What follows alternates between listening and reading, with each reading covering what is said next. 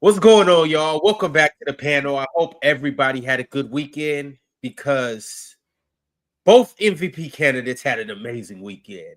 Now, Jokic started off with a 30, 20, and 20 game. Like, Swiper, he literally got a triple-double in the third quarter. Who you talking about? Another triple-double in the third and fourth. You know who we're talking about. Nah, I walked in. Had no idea. I thought you were talking about Jalen Williams. I apologize. No. We talking about Nikola Jokic getting two triple doubles in one game, 30, 20, 20, and then the next night or the next morning, if you will, SGA and Jokic played against each other, and they both had stellar performances as well. But fellas, as of right now, the MVP race is too close to call because both guys are quite frankly just MVPs. That's a matter of perspective, I think. I think it is too. I 100% think it's a matter of perspective because if we're talking about winning, I don't think Joker is in the conversation. But okay. I do understand that what Joker is doing in terms of Joker's production. I mean, you can't match. Well, and winning, chill, and winning. Don't just say winning and then not include they're winning. It's just they're not winning at a historic rate. Actually, they're not winning because if you go back, they're 41 and 23. They quite literally have a winning record. 100%. And they're a top 3 seed. So like that means they're winning. Chill, just for context. I'm glad you brought that up because I was doing some homework on your boys. Did you know that your boys 1-7 against the East, top 5 seeds? I know 1-7. Well, I do know that. Don't say nothing about the Knicks no more. That's what I was going to say. The Knicks of the West. Yeah, the Knicks of the West. I know. So 1-7 against the East. Not only 1-7 against the East, 2-4 against the West. So that's 3-11 against the top 5 seeds. So when we talk about winning, no, you guys are not winning. You're not beating the better teams. No, chill. Just for content. Now, don't get me wrong. They are. What I'm not going to argue. You're wrong with your semantics. No, I'm not wrong with my semantics. What I'm not going to argue. You are beating the teams that you're supposed to. 3 minutes in the show, Chad. 3 minutes in the show. But chill. If you're going to say what you're going to say, at least be correct. They are winning. They're just not beating top end competition. Well, what he started off by saying was, if we're talking about winning, then Jokic isn't in the conversation. And compared to Shai, respectfully. He ain't winning. But there wasn't comparison. But Morris, it's still a conversation. That's what the MVP conversation is. In terms of winning, it's not a conversation. But I don't think anybody's comparing their winning resume though. In any MVP vote I've listened to, talked to, no one's comparing the winning between the two players because that's just not gonna. It's not even a conversation. It's not. That's what he said, and you are. No, because the Nuggets are Mars. The Nuggets are a top 3 seed, so they obviously are winning. They're not winning at a historic rate. That they're supposed to beat. Said word for word in terms of winning is not a conversation. You argued for 2 minutes and then said, "I'll go back." Well, no one really talks about the winning because in terms of winning, it's not a conversation. He just said that, and you no, Mars. Just stay out of it. I know because that's not what was said. That's quite literally not what was said. In terms of winning, both players are winning, but one of them is winning at a historic rate, which is already the distinction that has been made for the last several months. The other player is beating the teams that they're supposed to beat, but they're not beating the better teams in the league. That's what's going on. Yeah, there's a difference between them. Which goes back to my original logic. That's the one. 100%. No, see, there is. I'm not trying to hit his. That's what the story of the year has been. Just to be clear. Let me ask you a question. When you won the NBA championship, was Joker on the team? Of course he was. Was Aaron Gordon on the team? Ask questions. Aaron Gordon was a better, healthier version of himself. Yes. 100%. Okay, Aaron Gordon was on the team. No question about it. Christian Brown was on the team. Jamal Murray was on the team. And he came Michael Porter. Well, and I'm glad you brought that up because he's actually better now. He's actually better. But they're worse as a team 2 years ago. And why is that? Because their defense is significantly worse. So in terms of roster, they have more issues in their personnel. So in terms of your roster construction, the core that was there that won the NBA championship is still there. The core has not been as good, and the core has also been injured off and on throughout the year. And the core is also playing worse defensively than it did at that point. And the core had worse defensive players around it. That doesn't have which is why I've said I'm answering your question if you just stop yapping. Which is why what I said that they're probably not going to make it out of the second round. Literally 2-3 weeks ago. I just want to get this off real fast. Go ahead, John D. So, quick question.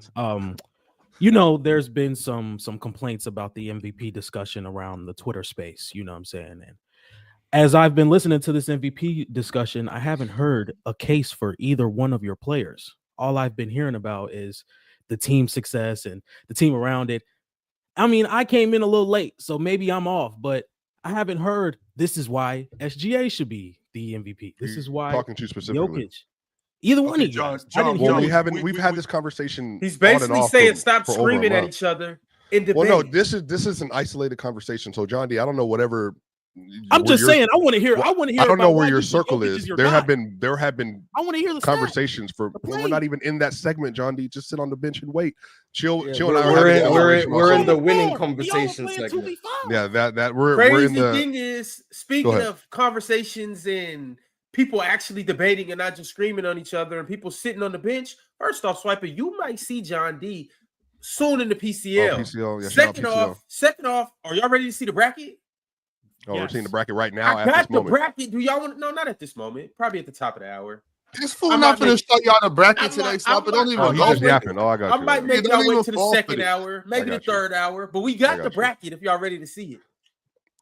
Don't fall for this, y'all. Don't buy into it. You just said you're going to not show. Ox, this is your man, so you know him better than we do. Chill. I'm trying to tell you, Chill, do not engage. Don't involve myself in this. Do not engage. Okay, I won't get involved in this. Fellas, I do want to ask this question, though.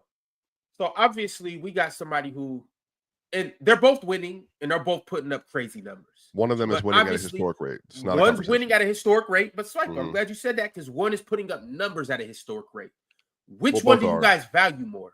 Well, both are winning and both are putting up numbers at historic rates. Well, you're asking, but you're asking a question that Chill already said that winning matters to him, which is why he would have SGA. Octa said this already. Mars has said who's having the best season. John D has I just want to be clear that if it's just significant.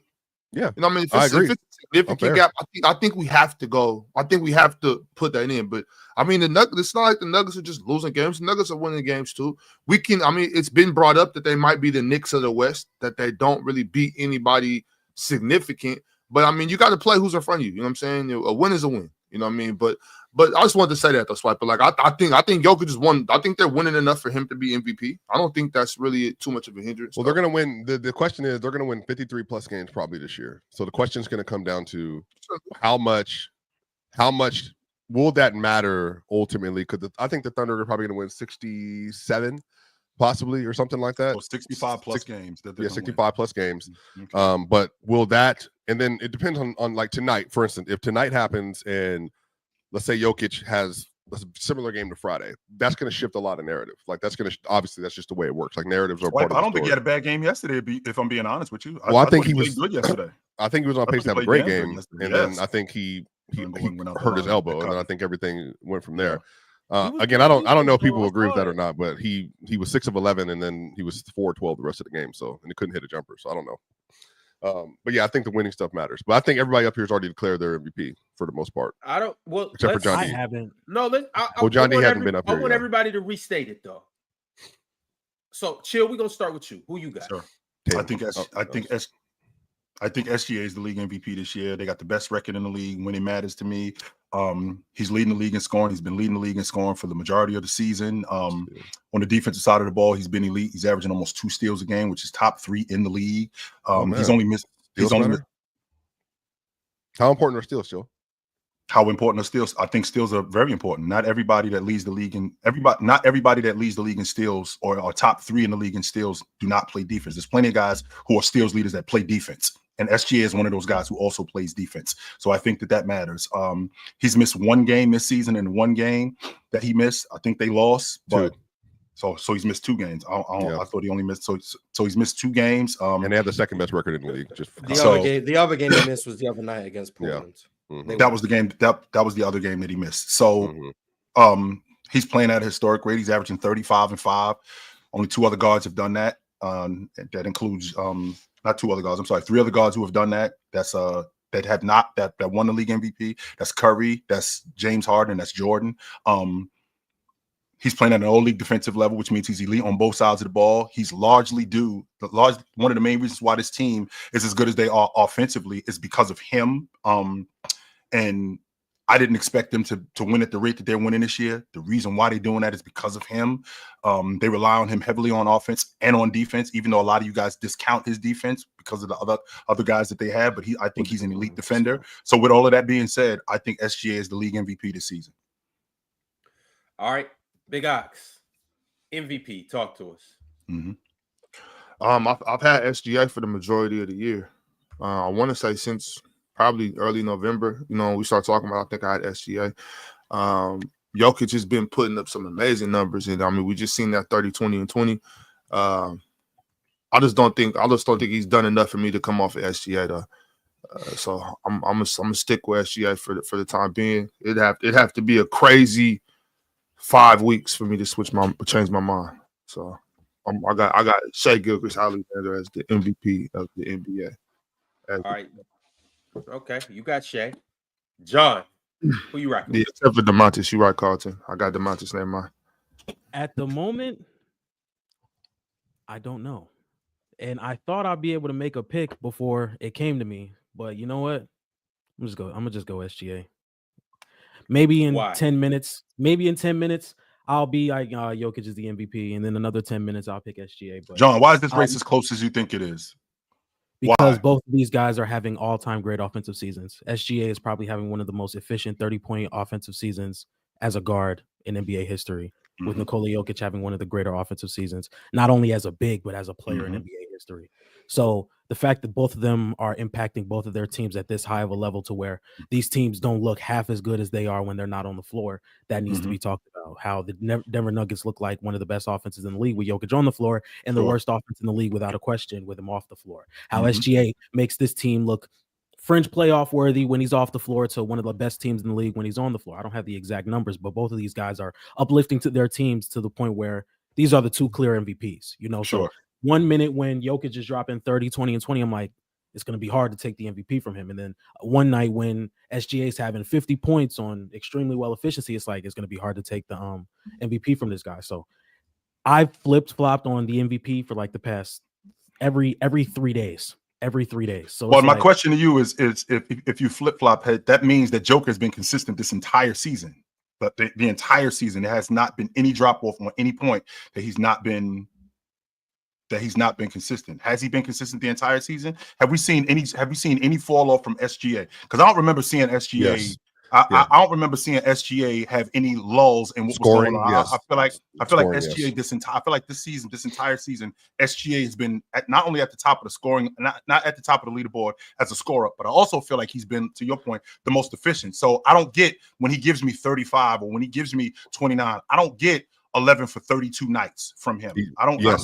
Chill. Yes. Win, swipe it, win. Yeah. So the streak, that period versus when they played the Wolves, there was like a 6 or 7 game period where he wasn't scoring as like high efficient as he was, but that scoring varies. Like that's for a guard. Guards do that stuff.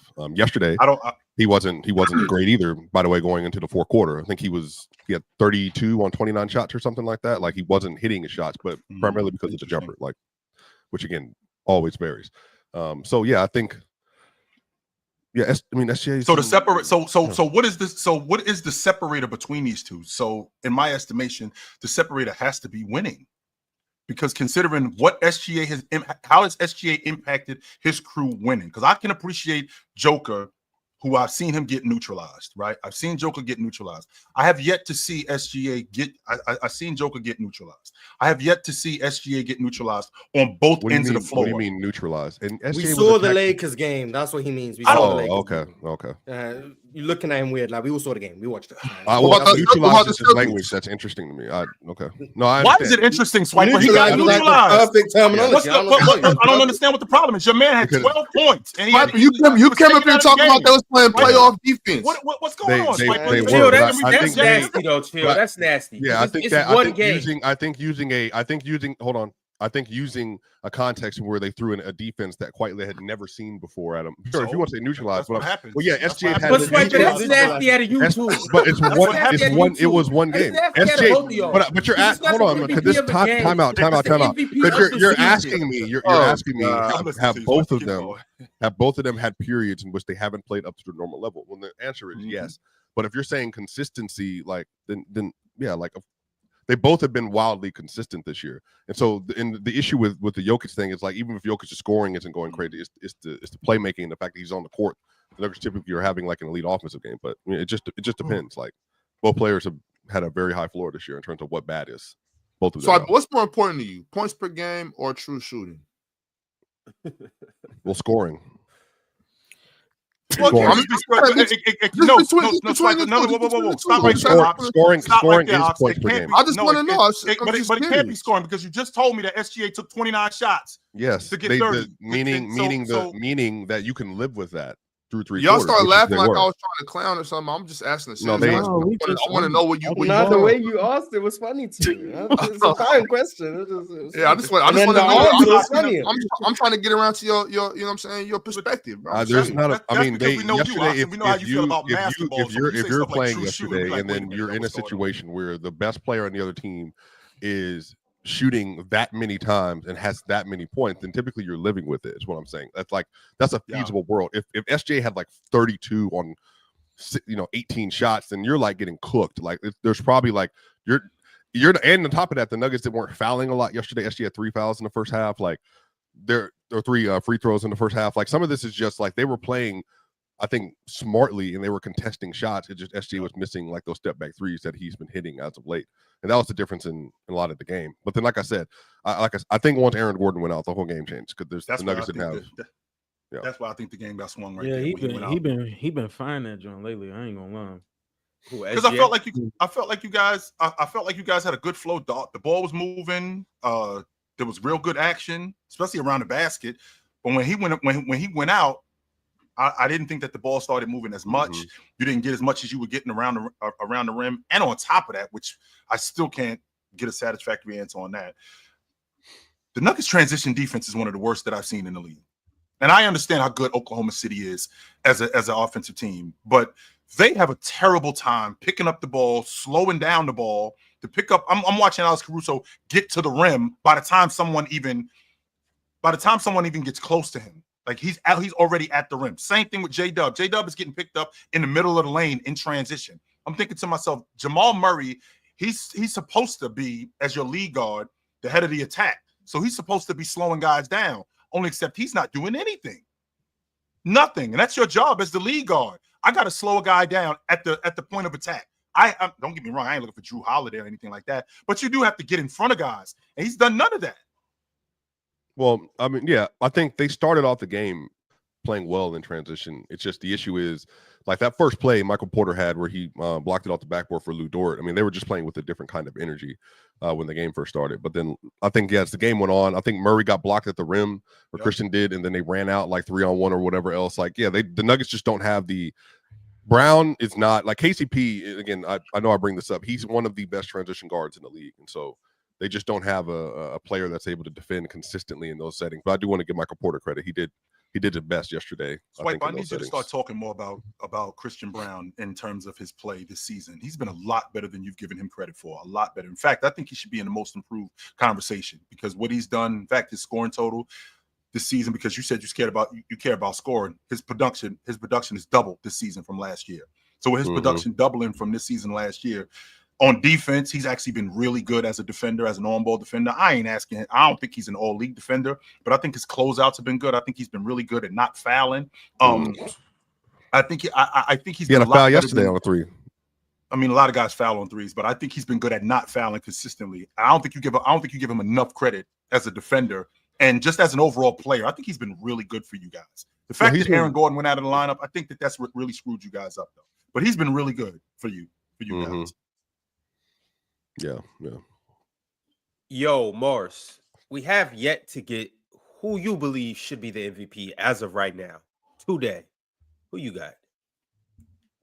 I want to start by saying I think based on MVP history, I don't think this race is particularly close. I think SGA, by all measures of MVP history, is probably the clear-cut MVP.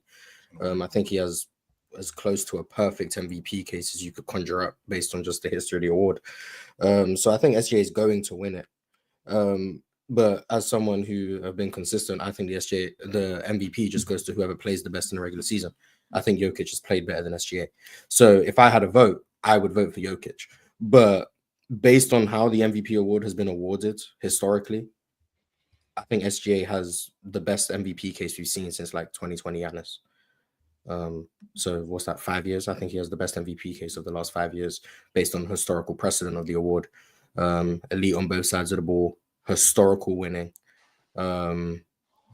The on-court production in terms of how good his team is with him even exceeds Giannis. He has, I think, the best on-court net rating in NBA history. And then you look at the scoring, the efficiency, the playmaking, the floor raising. So I think SJ has the clearest cut case. So I think SJ is going to win it, rightfully so. But if I had a vote, I would vote for Jokic. Miles, it's interesting. It's interesting you just bring that up about him having a clear-cut case, but Joker plays better. Joker has played better than him. I mean, everything you said suggests that he's been playing better than Joker. But so my question that I ask you is it the fact that Joker's a better player, is that swaying you? No, because it looks different when you're a better player than another guy. I'm not going to argue the production. I mean, I think Jokic is having the best offensive season in NBA history. Regular season, I think he's having the best offensive season in regular season history, rivaled by like 2016 Steph and stuff. But like, that's how amazing I think Jokic has been offensively. And although I do think he has regressed defensively from where he was a couple regular seasons ago, I still don't think that brings his value down enough to where I would say he's not playing better than SGA, who in his own right, I think is having one of the best regular seasons of the last few years. I spoke about it maybe last week in terms of guard seasons. It's up there in the 21st century. It's amazing. I just think, I think Jokic is a better player who's also playing better, but if Jokic wasn't better, but was playing better than SGA, I would still pick him. So it's just, the reason why whoever plays the best is my MVP. Like that's why I'm asking you that, Mars, because a lot of times when you see guys who are better players, aesthetically it just looks better. But when I prefer watching Shai than Jokic. Yeah, I think Shai aesthetically looks way better than Jokic. I do too. I like a back to the basket type of guy. I mean, I enjoy watching both of them, but if you ask me what I prefer watching Shai. But what do you mean? I mean, even on top of that though, like Jokic don't really play with his back to the basket all that much. Yeah, that's not true. Yeah, he does. Yes, he does, Ron. He does, obviously, in relative to the rest of the league, but he's not. Jokic just ain't on the box all night. Nobody's on the box all night. So that's the point I'm making. I mean, if you want to watch post play, Jokic is the best option. I get that, but I'm saying like he doesn't. Right. Well, he posts up more than anybody else in the league. So it's just, but they don't specialize in that. I understand that. I'm just saying, right, relative to just basketball, traditional basketball, when you put everything together, he doesn't play with his back to the basket that much. Also, too, Jokic spends a lot of time on the perimeter and in the mid range. I'm not saying he doesn't post up, but Jokic does a little bit of everything. Like I don't just, I know he's big, but I don't just categorize Jokic as a post player because he just he might post up. He might get more post touches to get more post work than anybody else in the league, but it's still not a lot of. It's not comparable to what was happening 15, 20 years ago. Right. So but still, I mean, I do. I mean, remember we talked about that before too. We were breaking down like posts, who has the best post work. I think we were doing him and somebody else. I can't remember. I like Jokic on the block when he gets down there. I like how he's like, real quick for a big fella. You know what I'm saying? He's deceptively quick, good feet. You know what I mean? And when he makes a good pass. Yeah. He's nice down there. He's a good basketball player, you know. When I think about it, to your point, Miles, when I think about a guy playing better, I think about how, again, you are affecting the game. It might not necessarily lead to wins, because not all times, especially when you're dealing with roster construction, to Swiper's point, that doesn't mean that. But you might take better shots. You might be in better position defensively. You might be in better position to rebound. You might be in better position just as a guard or as a big to be successful. And when I think about SGA and I think about what he's doing the most, what he's doing the most this season is he's scoring. Well, a lot of times when you see scorers, sometimes they can be inefficient. SGA does not allow you to speed him up or slow him down.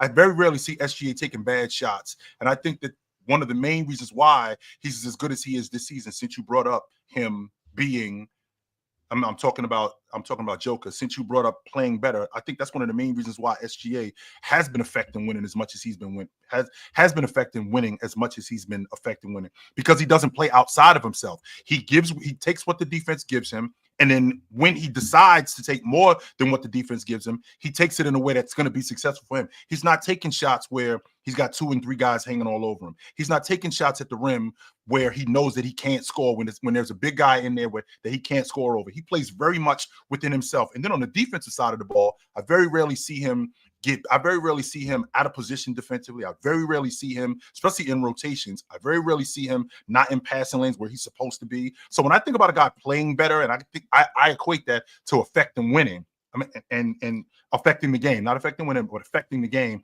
And when I think about what SGA has been doing, I don't think that there's a guy who's affecting the game more. That just doesn't make a lot than of what's sense. SGA.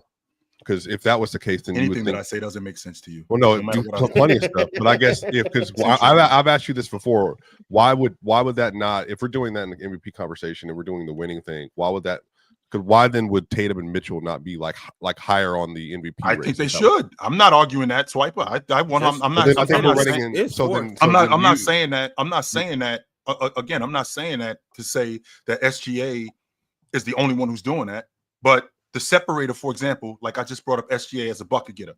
Mm-hmm. Well, Jason Tatum, he also affects games, but he plays outside of himself, which can affect the game. SGA doesn't do that nearly as much as Jason Tatum does in terms of shooting the basketball, in terms of scoring the basketball. And I think that affects the game a lot with Jason Tatum. Donovan Mitchell is a prime example yesterday. Donovan Mitchell, he started the game 1 for 5, but Donovan Mitchell's finding... he was not hitting shots earlier either. But Donovan Mitchell is affecting the game. How I see him finding Dean Wade at the long ball line. How I see him finding Max Strus when he gets in the defense and I got 2 and 3 guys on me. Instead of shooting the ball, throwing it out to Max Strus, who at that point I think he had made 3 in a row. Go back to him. I mean, that's the stuff I'm talking about when I talk about affecting the game. Well, so I'm saying if your logic stays consistent based on how you have given your logic, would you then say that the 3? Because they're obviously playing good enough to impact winning 60 games plus or in a year or whatever. Sure. Would you say that the 3 best MVP candidates should come from the team with the 3 best records in the league, in your estimation? I would say that winning matters 100%. I do say that, and I think Joker is in it off the strength that he's, to Mars' point, he's having arguably the best offensive season ever. I mean, I think 89 Jordan would like a conversation with you, Mars. But with that being said, I do think that, winning matters. And if you're at the top of the league, unless you're doing something, the reason why Joker is in this conversation, one, they are in the top 3 in the league. That's number one in the Western Conference. And number 2, he's having an all-time, this is what is getting him in the MVP conversation. He's having an all-time great season offensively. That's what's getting him in it. Well, you still haven't answered the question. Would the top 3 be from Cleveland and from the Celtics and from OKC? Would that be your MVP ballot? Because they're winning way more than Joker is, like way more than Joker is. All 3 of them, and they're all the best players in their team. And then you have exceptions. So to answer your question, no, because you have an exception like what Joker is doing, but they are winning. Denver is winning, and Joker's having an all-time great season. So this would be an exception. Yo, my thing is, obviously, I've said this plenty of times. Sure, I believe that the MVP should go to the best player on the most winning team, especially when you have such an outstanding, like, historically winning season. Which team? What is Oklahoma City? Real quick, Ron. I just want to just a question for you, real quick, Ron. They do. The Cavs got the best record in the league today. Where's Oklahoma City? You said most winning team. Just real. I want you to stay right where you at, Ron. This season, where is Oklahoma City on pace? You just told me. I forgot. I'm sorry. In terms of winning, what are they on pace to win? How many games are they on pace to win this season? I want to say they're on pace to win 69. Might be 70 now. Is it that many? Wow. And Cleveland is on pace to win what? They're on track for 68. That's pretty impressive. I'm talking about OKC. Yeah, and Cleveland. OKC is on 69, probably. So I'm saying like 69. In the past, SGA does what he does, and they win 68, 69, 67, 70 games. He's running away with the MVP. But in the past, no, he's not. Let me tell you why he's not. Because Michael Jordan. No, that's not true, Ron. That's not true, Ron. Michael Jordan in 1997 won 69 games. Malone won the league MVP that year. What did Malone do? That's because MJ'd already won 4. To be fair. Yeah, but that was.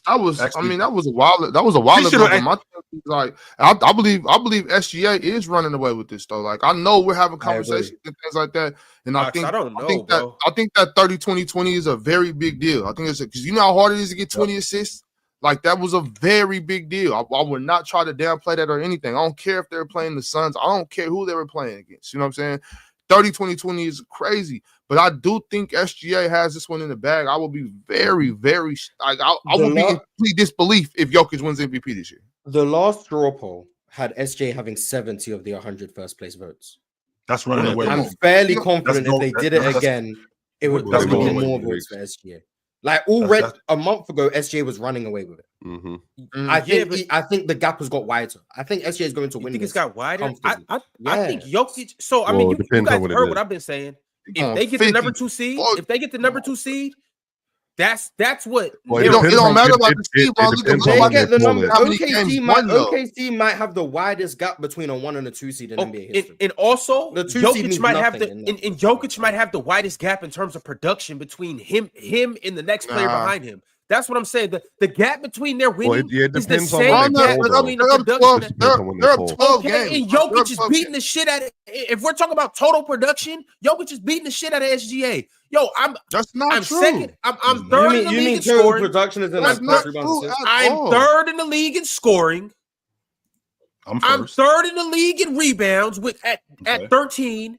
Okay, and I'm second in the league in assists at 10.5. I'm averaging a historic triple-double. Westbrook did it. Ron, you're arguing against yourself. But you're arguing against yourself right now. How? Because you just talk about the most win. Y'all didn't let me finish my point. Y'all didn't let me finish my point. Okay, I'm sorry. Keep going, Ron. Keep going, Ron. I'm sorry. Keep going, Ron. I said traditionally, I would go with the person that is the best player on the team that wins the most. Obviously, I know Cleveland's winning, but LKC's right there. So they're winning at a historic rate. Traditionally, I would do that. Jokic, however, due to what the fuck he's doing this season, 30-20-20s, averaging a triple-double, going ballistic, doing things we've never seen before. And on top of that, how Swiper said, they're winning too. They win 53 games. Jokic puts up a historic triple-double like this. I think I might have to go with Jokic. When you say doing things we've never seen before, you mean from we've never seen this number standpoint? Yes. I mean, I've seen Russell Westbrook average 30 points. Not like this. Not like this. Not like this. All right, just contrarian for no reason. But yeah, Russ did technically do this in 16, 17. And the triple-double. That's a strictly number standpoint. And here's also the thing. Russell Westbrook did it, and they were in what seed were they? 6. Okay, Jokic is doing it, and what seed are they? Third right now. So I'm saying we can't give them losing tack. If we're talking about the MVP, Ron, the most valuable player, I will say this objectively. I think SGA, in any other traditional standpoint, would win, and I think he probably will win. But I think but again, I feel like I've been consistent about this since y'all met me. I think Jordan should have won it. I think LeBron should have won it in 11. I think Jokic should have won it in 23. I think Jokic should win this year based on how I view it. But if just a clear cut, if you're having a historic season and you win 67 games, I mean, I really don't, at that point, it's just like, it is what it is. Like, you know what I mean? Like, you're going to, go ahead. So you're having a historic season and you win 67 games. Yeah. What if, how Mars just said, you're having the best season? No, you win 53 games. I agree. Mars joined that bandwagon a couple months ago. I agree. This is the best offensive season. Mars. Best offensive season I've ever seen in my life relative to Steph Curry 15-16. I think LeBron 12-13. I think Jordan 91 or 89, whichever one of the year you pick. I think obviously Magic in 87 or whatever. Like, there's years. But I think that's the problem. And that for me, Ox, is the biggest thing. It's like, why are the Nuggets struggling this much? And if you have a season this good, you're not winning 60 games. I think that's just because I just have trouble with the best. I just have trouble with a couple of things you guys are saying. Just like the the best season I've ever seen all time. I'm just like, we've I never mean, seen to be fair, I have a much more like, smaller scope of seasons I've seen. In my defense. I mean, no, I understand. All I'm saying is like 3 less than the number. It's just a little warped, like, but it's okay. Like I'm cool. I'm cool. Like 5 years. I just wanted to say, like, I hear what you're saying, Ron. I don't think there's much of a gap with productivity between Jokic and SGA. I really don't. On top of that, SGA plays defense. Well, they're both averaging 1.8 steals a game, to be fair. Yeah, that's cool. That's cool. But I mean, so because they have because they average the same amount of SGA's averaging more blocks. Like a half a block or whatever. You were going to leave that out, Sniper? No, they are averaging the same amount of steals. Were you going to leave that out? No, thanks, SGA better rim protector than Joker. That's disgraceful. That's I mean, I don't tell you. That is disgraceful. That right there. So you know what? But SGA one of the best rim protecting guards in the league, though. Like, okay, SGA my MVP now, just for that. Do you think that their defensive productivity is similar at all in any way? No, but I've also feel like we talked about this multiple times. I think SGA is a better defender, and he's being aided by a much better defensive cast. I think Jokic. So if they both had an equal level of supporting cast, who would impact their defense more? Well, that's the thing. I think SGA was probably, in my estimation, still do it. But I think if the Nuggets had a better defensive floor, the team will be way better. And I would say too, offensively, I don't think the Nuggets have a good offensive cast this year. I think Murray and Porter, and then Brown has become a transition merchant, like, which is good. Like, he needs to use his skills to do that, and he's an elite cutter. But I think outside of like that, you know, Russ and Julian Strother and Peyton Watson, just to make sure that you don't side talk me, because I know how you get down. I'm curious to know, do you think that there's any similarity in the level of productivity on defense if they had a team, if they both had a similar team defense, like both at the same level? You would still need who more. Elevates their defense more? You would still need more to protect Jokic. Like, I think that's SGA would elevate his defense more.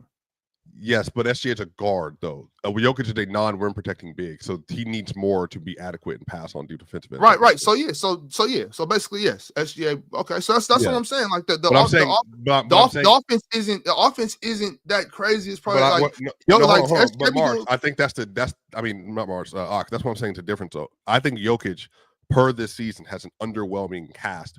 Period, and he's still lifting this team to the best offense ever. Is what I'm saying. Like this, right.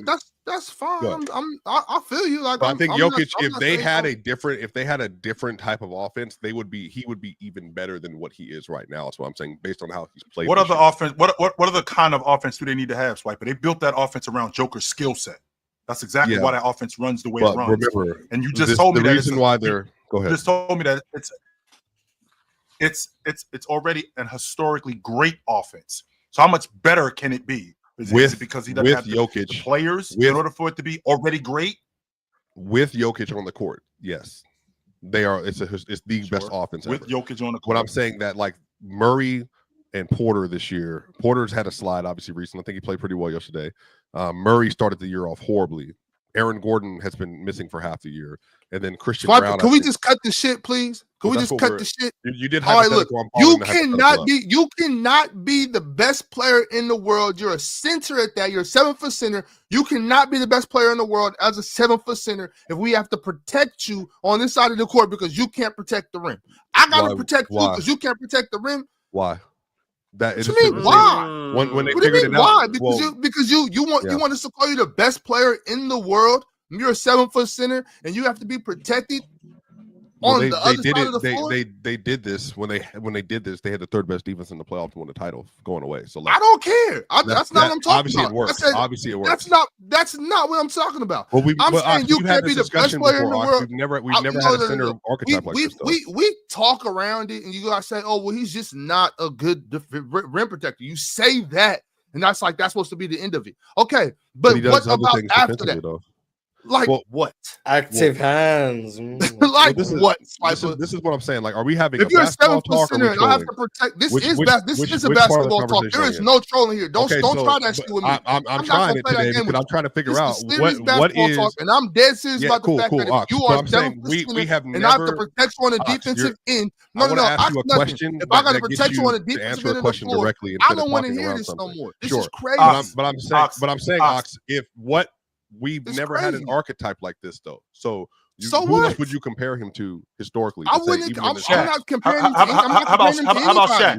How about okay, so Shaq. He's trying to make you look right and go left. I'm not. I'm asking a very direct question. No, so Shaq was the best player in the world. Ox, did they have to protect Shaq on the defensive end? No.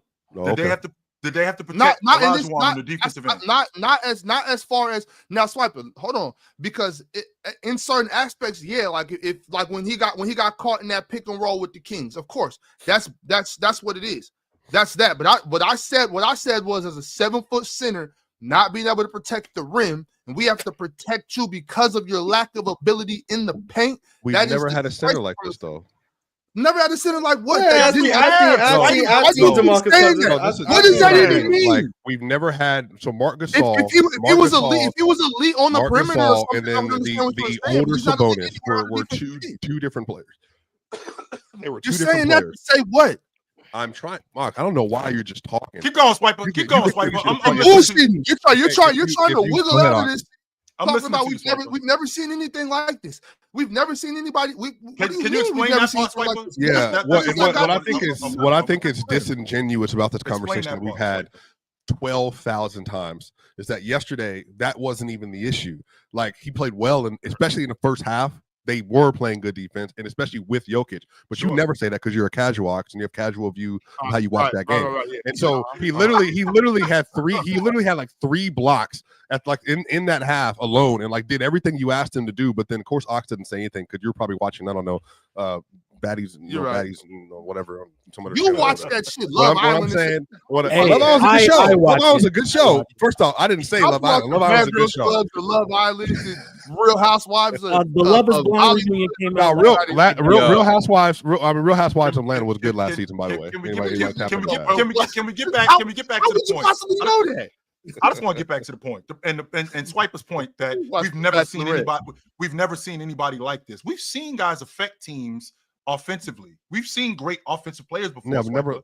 Oh my gosh. Okay, the reason I'm saying it's disingenuous, Jill, you haven't seen one like this, and nor have you seen a player that lacks athleticism vertically. I think in the same degree, Marc Gasol was a better vertical athlete and just a better athlete than Jokic was. So was old Sabonis. Both of them were. They both had different bodies and different types. What I'm saying is that Jokic is the most limited in that capacity in terms of being an elite player we've ever seen. We've never had a player this limited as a vertical challenger. Never. That's a bad thing. I'm agreeing with you, and I'm saying you need more to protect those things. But that's and that Ox, your point would make more sense to me if you knew more. If they had ever put in like an elite defensive personnel around him, and it still didn't work. They did, and then it worked, and then now they don't have that, and their defense is worse. And so I'm saying, if you know that, like, then you need to do what you have to do to fortify the weaknesses. Every player has weaknesses. Of course. But when Swiper says that though about Jokic, it becomes this other conversation. I'm like, every player needs assistance on certain things. No, Swiper. You're taking what I'm saying and you're taking it from like a coaching standpoint or like a roster construction standpoint, right? And you're saying like, well, we have this to protect that. We have this to protect that. I'm saying that the fact that I have to go through all that to protect that is a problem. That's all I'm saying. Like, then you can how can you call yourself the best player in the world? And and that's what I'm standing on that, and I'm standing on that. But what I'm saying is, Swiper, you're bringing up other guys that you had to protect. But are they the best players in the world? Yes, that's what you're talking about. Jack, yes, Jack. Shaquille. Yes, but Shaq. Yes. Okay, but when did I have to make sure that there was no dribble penetration or something like that, or bring another? Could not post 98 or whatever. Shaquille O'Neal versus other guards could not play in space versus other guards. Okay, and other that's wings. not what he's talking about. That's not what I'm talking about. But I'm saying, Jokic not being able to play in space. You asked a question. No, you want me to answer it or no. That's not even what I'm doing. I'm explaining to you why what you're saying is bullshit. Because I'm not talking about the fact that Jokic can't. I'm not talking about the fact that Jokic can't defend in space. I know he can't do that. But the fact that you're 7 foot, you can't protect the rim. That's the problem. I don't need my 7 foot. Did you give him credit for what he did yesterday protecting the rim? Okay, so this is what I'm saying, Swiper. You said he had you said he had three blocks real quick, right? I'm not going to give him credit for that because the fact that you said, oh, he had 3 blocks, is he a good rim protector now? No, I'm saying no. Okay, so what am I giving credit because for? That's what I'm saying. It can't be both. He can't do it and doesn't do it, and then when he does it, you say you don't give him credit for it. She can't cook this DoorDash shit the other night. I'm supposed to give her credit. We're Euroing another point. Hey, she found a way around the problem. I don't know what to tell you. She found a way around the problem. Problem solving. I actually depends what she doing that shit. No, don't do that, Ron. Don't do that, Ron. That's a valid thing. That's a valid thing. You better watch it. No, show me. I'm laughing. Shit, I got expensive habits. That's the problem. I'm understanding where I'm coming from. Because you know what we can't do? We can't DoorDash every night because that shit gets expensive and it gets the tax. If she paying for it, and guess what's gonna happen? We're gonna run out of money. She's gonna run out of money. We're gonna run out of money. No, hey, chill. And then we're gonna lose. She ordering lobster, butterfly, shrimp. Same logic with Joker. We're gonna run out of money with Joker. If I'm getting that, I'm not getting that every night from him. I'm not getting that every night. I think this sounds so dumb because this is the thing. This is what I'm saying. Everybody has admitted this year the reason why the team is not a contender, including Mars. What did you call them on the social clip the other day? You said not a non-serious team. And what were the reasons you said they were not serious, Mars? Well, I said they're not serious about winning a championship, and the reason they're not serious is the offensive side of it is like they don't have enough players that teams respect to actually guard them and make life easier for the best offensive player in the sport. And then defensively, the scheme that they have found success with, they aren't executing this year. Guys have regressed on defense, so now they're one of the worst defenses in the sport. Whereas before they were solid. And if you have a solid defense mixed with Jokic and offensive pieces, that's a good recipe. They have neither of those things right now, which is why I don't think they're a serious team. That's why. Sure. I think what's best. Damn. I think what's best for me in these conversations is just to ask y'all to answer your own, give your own opinion on it. Because I think when I'm trying to talk to Ox about it, and I'm asking the question, and Ox doesn't like that answer, then he moves it to somewhere else. So I've just learned that Joker, for you, it's just not in the best player in the world talk because he has too many deficiencies. But Ox, I'm saying you already don't think he's there. And so I think if you don't think that, that's fine. I would just ask you to present specifically because of that. That's all. I think sure, but I'm saying, but who do you feel like? Just answer it directly. Who do you feel like is the best player in the world right now? Is that Giannis? Today, I would have to say, yeah, I would put Giannis and Shai above Jokic today. Yeah, I would. You have Jokic. Giannis doesn't have Jokic 3. Yeah, would you have Jokic 3? Because JT right there. That's what I'm saying. That's what I'm going. You know, hey, y'all know how I feel about JT right injury, now. Boy. Whew. Hold JT, on, Anthony Davis. Well, AD not around right now. Let's not go too far into this. Let's not go too crazy. Y'all gonna start asking me shit, and I'm gonna have to. Okay, so we'll stop at JT. We'll stop at 3. Well, yeah, let's just stop there. Jokic is a top 5 player in the world for sure. No problem. 100%. Top 5 is a good place to be. But when we got 3 guys in the league right now that are playing incredible defense and incredible offense. Well, Ox, since we got so many guys in the league that are playing incredible on offense and defense, let's go ahead and jump over to the PrizePicks app where we can put our money where our mouth is. You see, at PrizePicks, when you use promo code PANEL, you will get 50 back instantly when you play just $5. It's so quick, easy, and simple that we're going to show you guys how to do it right here and right now. Let's get into it. First off, we want to talk a little bit about the last play that we made, and let's go to what we did. Damn, how do we strike out? Bam Adebayo, he hit, but Jaden McDaniels, he couldn't score one more point and grab one more rebound. Anthony Edwards just gave everything he had at the club the night before in Miami. Tyler Hero was 3 points off, and DeMar DeRozan, well, he just wasn't snatching chains. So here's what we're going to do, y'all. We are going to put together something better than what we did last Friday, all right? Let's hear it. This is what we looking at, y'all. Unfortunately, we couldn't get Mars's Jalen Green less. Why? Because we actually want to win today. All right. We did get Jimmy Butler. Well, Ox, you talk about what you did, and I'll talk about what I did.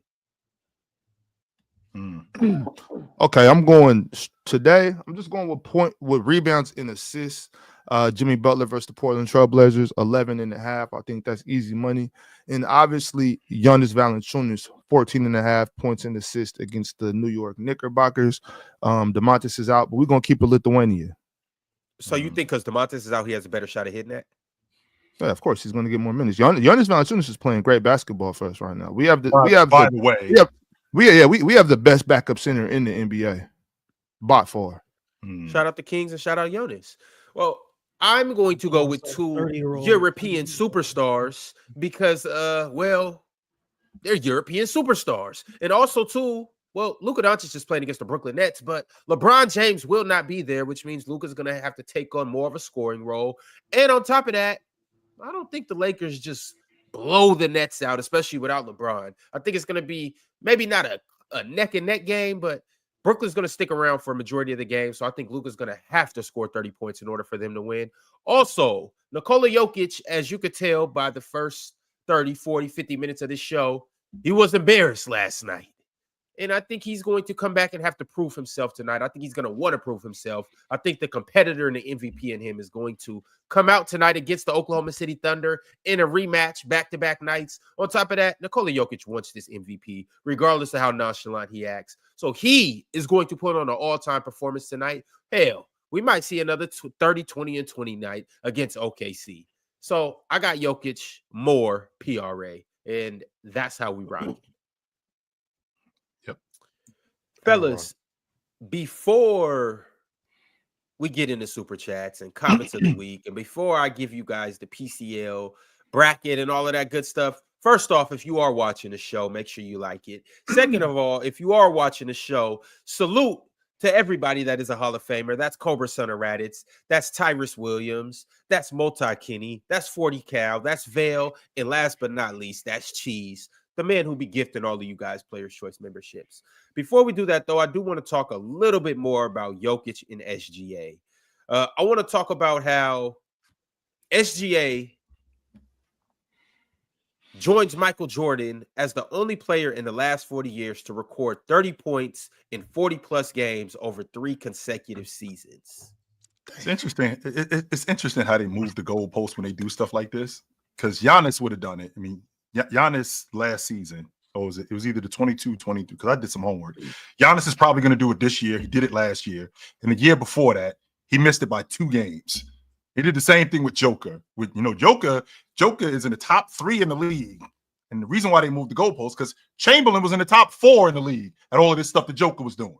So it's interesting how the goalpost kind of moves. Those are the ESPN. It's called ESPN stats. Okay, I just wanted they started the filters to get as few people as possible. That's what they started doing that for Bron. Okay, remember they started doing that for Bron. Bron scored the most points on a Tuesday when it's raining in Cleveland. They started doing that shit for Bron. Regardless, though, even if Giannis is going to do it, or even if he's in that contention, that's elite company. It is 100%. Jordan Giannis SGA. Mm-hmm. So you said 2 seasons ago he missed it by 2 games, Chill? 2 games. Yeah, 38 games. Yeah, 38 games where he scored 40 or more instead of 40. So 40? I get it. 40 plus. 38 games where he scored 40 points? No, it was 40 plus games we scored 30 or more. That's the that's the idea. And can we and real quick, Ron, quick side note, this makes me nuts when I hear it. Can we please start normalizing day games? Like the Oklahoma City Thunder in Denver, they had the matinee game. That was yesterday. That wasn't last night. Yeah, that was not last night. No, that was 12 o'clock in Oklahoma City. No. Yeah, but that's the problem. Y'all don't like those games. If they're in the same conference, in the same time zone, yes. That wasn't same conference, same time zone. No, same conference, same time zone. Sure, different conference across the country. Horrible idea. Teams that travel, and I know Ox is going to say, well, you got to show up and play ball. Teams that travel from the west to the east on matinee games like that are like 4-19 because traveling in the morning. Could think about it, you travel the night before and then playing in the morning, so you're 3 hours behind on your clock. And then when you play over there, you get cooked. They never win those games. So if the game's at 12 at noon, you're saying that 9 a.m. If it's too, you're saying 9 a.m. is too early to get your body started. If it's a day game and you have to travel from the west to the east coast, it's your body clock doesn't even adjust. Like they get washed. I've never had jet lag before. I don't really know. I have, and that's not what I was saying. What I was saying is, can we please stop saying last night? They played yesterday. That's what I'm saying. It was yesterday. So you just want to say yesterday? They didn't play last night. They played yesterday afternoon. It was not last night. No, but I got a chance to clean the house after. I mean, meal prep and all that stuff. So no, that's nice. That's fine. But all around though, do y'all not like games during the day? I love maybe like holiday or something. Yes. I did. Yeah, not even just a different conference. Just in general. Yes, I love day games is fire because you get the so yesterday that game came on at 10. I'm in Seattle, obviously on the West Coast. That game came on at 10. I missed that game. I was praising my Lord and Savior. Yeah, I'm saying you go to church, then you know what I mean? Yeah, but I mean, but then swipe after that, he go watch the game so he could daydream. So that game came on at 10.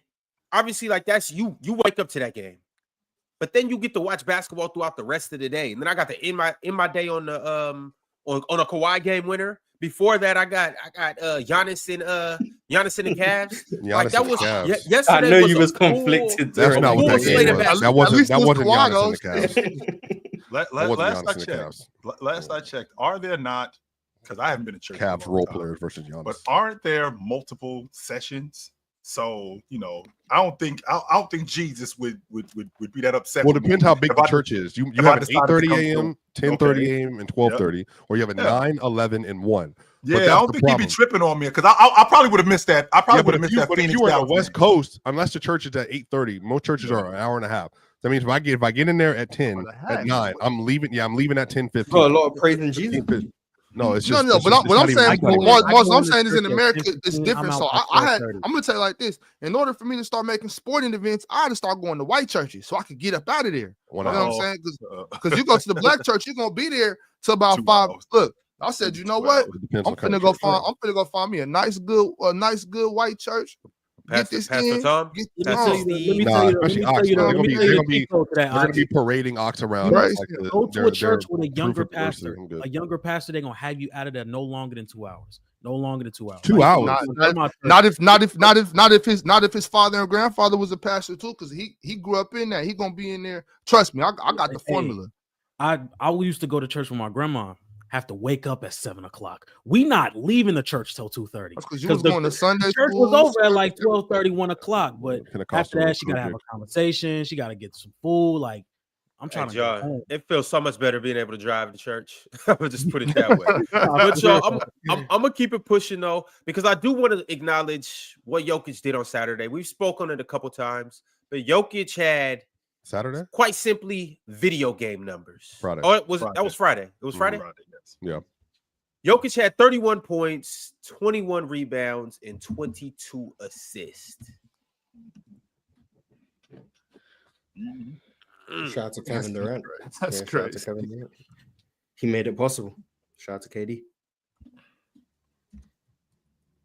What else you want us to say? Ox, nothing to say.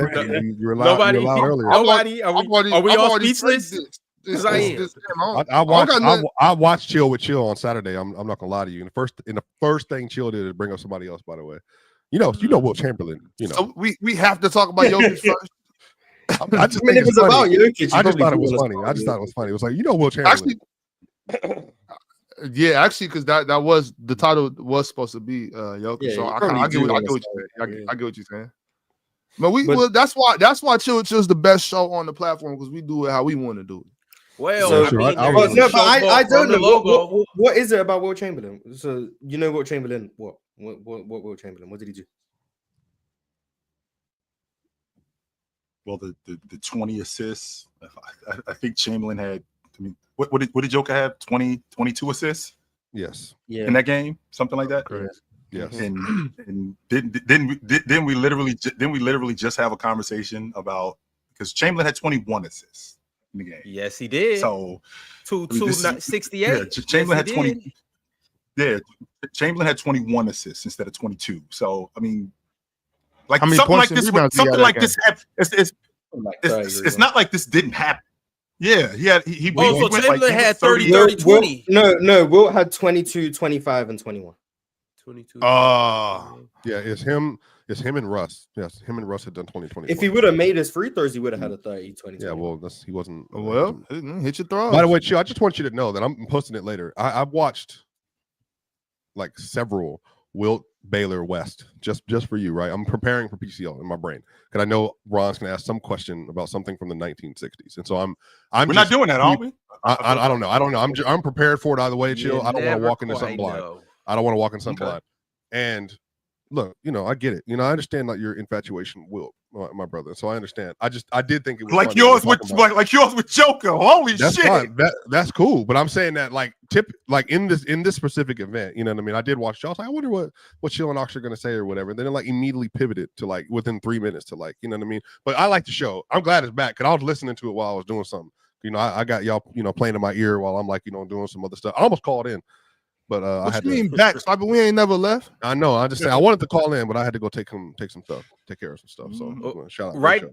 Right now, if you're looking at the screen, these are the most assists by a center. You got Nikola Jokic. He just did it on Friday with 22 assists. We just spoke on it. Wilt Chamberlain had 21 and 68. Nikola Jokic is third on the list. Well, him and Wilt Chamberlain are tied. They both had 19. Nikola also did that a couple weeks ago. God damn, Jokic.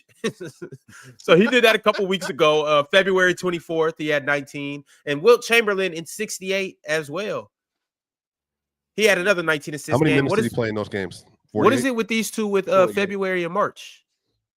It's when teams stop trying. Makes sense. Okay. Yeah. And then Jokic also had 2 18 assist games. He had one in 2023 and another one in 2020. Mm-hmm. The 2 best passing bigs of all time, according to some. Yep. Shout out to him. Shout out to Chamberlain. Yeah, Wilt could really palm I the ball. didn't hear you, Ox, but I'm going to assume you said I agree. I do agree. There you go. See, I know, ball. And also, as of right now, Jokic is the leader in 15-15-15 games. Tied. He's tied. Who's he tied with? Oscar. Oh, Oscar. Okay. How many 15? they got? They got 15. 15. They got 15, 15, 15, and 15s. That's fine. 15 points. I hope Jokic don't get no more because being at 15 is fine. He's number 15. He's probably gonna get one in about a week. But. Yeah, probably so. Against who? I don't know, just someone they play. Some bums. Okay, just on a do random against Tuesday. the good teams, but yeah, some bums. How they guard him. They play saying- the Hornets or something. He might get 15-15. No, the Suns just decided they just wanted to play him opposite of how everybody else has been playing him lately, including the Thunder, and so he just How'd they play him? Well, they just play traditional defense on him, and they just figured. Yeah, until Jokic sees the playoff defense and starts playing like trash. But when he sees regular season defenses, 30-20-20. Yeah, I mean, even yesterday, the Thunder were they didn't want to give up all the passing stuff yesterday. But like I said, that's what I wish, thanks for, because in the first quarter, I legitimately thought we were going to get between him and SG, I thought we were going to get like a 40 balls. Like, well, one of them did give you. It was headed in that direction, but then, whatever. But yeah, it was a great game by Joker on Friday. I mean, like I said, I never thought a 30-20-20 game was coming. After Russ did it, I didn't think I was going to see it again. You're getting 20 assists, 20 points, and 20 rebounds is wild. That's a lot. That's a lot. Yeah, I mean, overtime, but yeah, I guess. And the last thing I want to show you is from SGA and just his scoring output this year and how big the gap is between him and everybody else. As you can see on the screen, SGA has the most total points this year with 1,957. And this was a few days ago, so I think this is not counting the 40 and all of that stuff. He's at 2,000 plus. Okay, 2,000 plus. Damn. SGA getting to it. And as you can see, SGA through 3 quarters is, well, at this moment in time, he was 1,655. The next closest person, and this is not SGA with his total points, just SGA through 3 quarters this year, is Anthony Edwards with 1,646. And then you have Nikola Jokic with 1,592.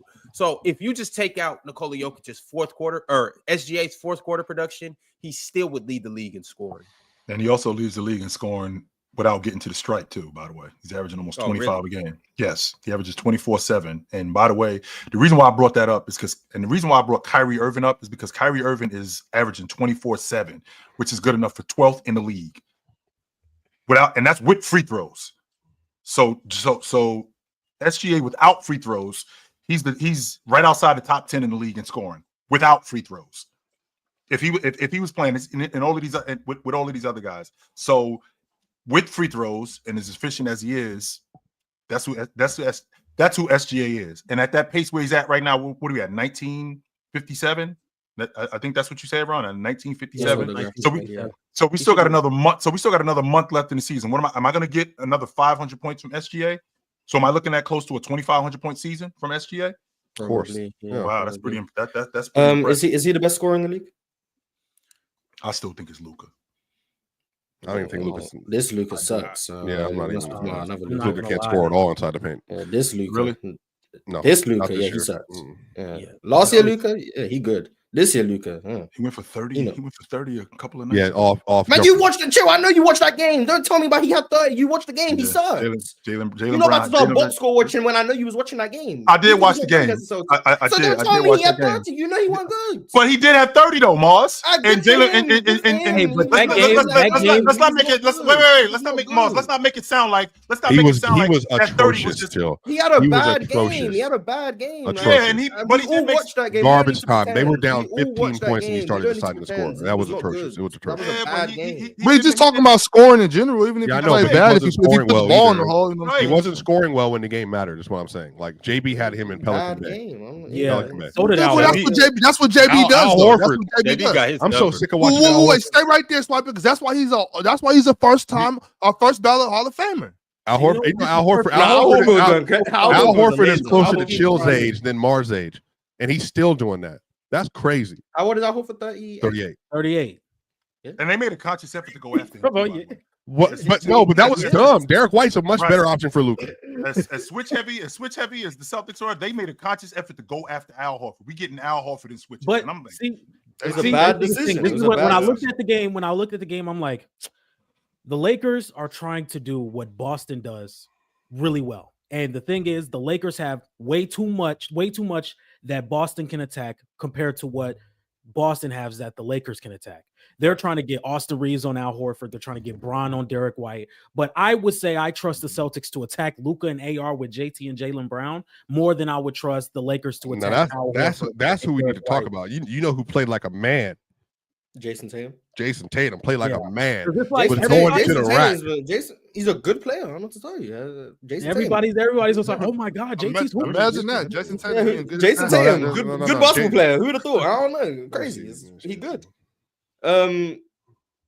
But yeah, so Chill thinks Luka's the best scorer in the league. Who do you guys think is the best scorer in the league?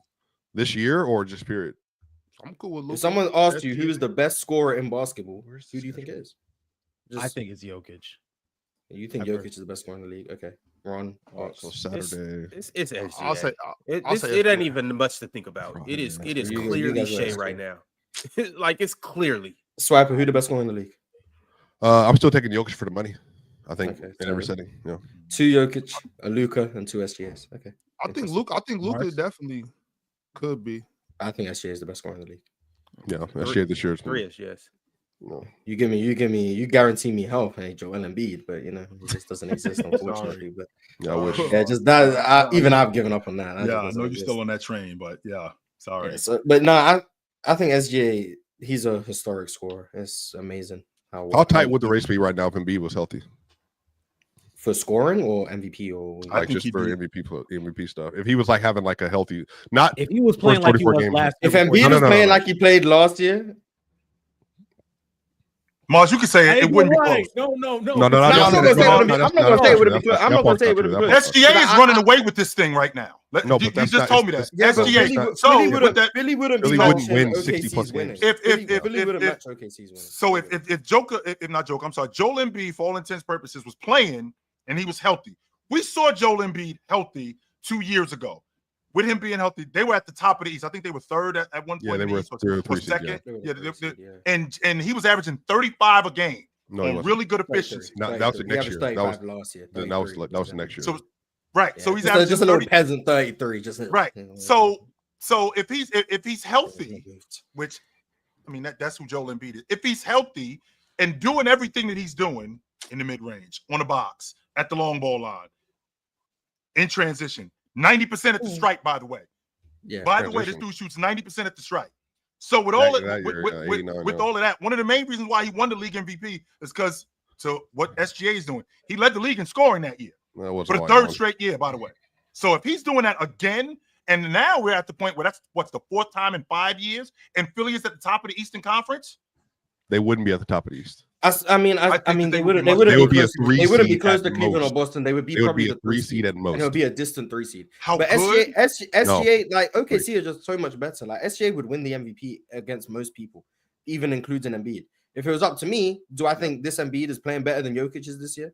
I mean, that Embiid is playing better than Jokic? No. So Jokic would still be my MVP. But based on the criteria, I think Shai wins MVP in like 90% of seasons historically. Like what he's doing is the typical MVP case. You think of an MVP, it's winning at a high level, dominant as a scorer, two-way player, ultra efficient. He checks every single box. And then you go on the narrative, they're the youngest team in the NBA. They've dealt with a bunch of injuries. In my opinion, their second best player has still, I think he's only played like 25 games. Their second best player has missed 2/3 of the season. Their other big has also missed some time. Like every single MVP measure historically, SJ is like number 1 or number 2 in every single one. Like he has the perfect MVP case.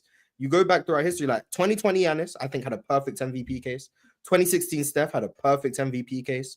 2013 Bron had a perfect MVP case. 2017-18 Harden. He had as close to a perfect MVP case as you could have. 2014 KD also, I think, had like a pretty perfect MVP case. Shaq in 2000. Then you go back before 2000 Shaq perfect MVP. Well, LeBron did too when they won 60 games. 66. Is that 09? Yeah. 09. Bron has like 2 different perfect MVP. 2012, 13, and 09. James was a little bit. But there's been perfect MVP case, but SJ has another one as well. Like Kevin Garnett, 2004. You can't poke a hole in SJ's MVP case. All you can do is just try and make an argument someone else is a better candidate. But there's no physical hole you can poke in SGA's case. And I think that's probably his best case. His best case is you can't find a flaw in his case. Jokic, the flaw is their team isn't as good. Defensively, he has limitations, blah, blah, blah. SGA, there's no flaw in his case. Everything you can say about him is a strength.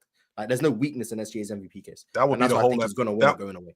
That would be the hole that people would try to poke in his case. Well, the reason why you're as good as you are is because the personnel around you. The reason why you are as good as you are defensively is because the guys that you have around you are as good as they are defensively. I mean, if I'm not mistaken, casual, that's not a real hole though. Of course, it's not, because I mean we got 4 guys tied for second in steals in the NBA. 2 of them play in Oklahoma City.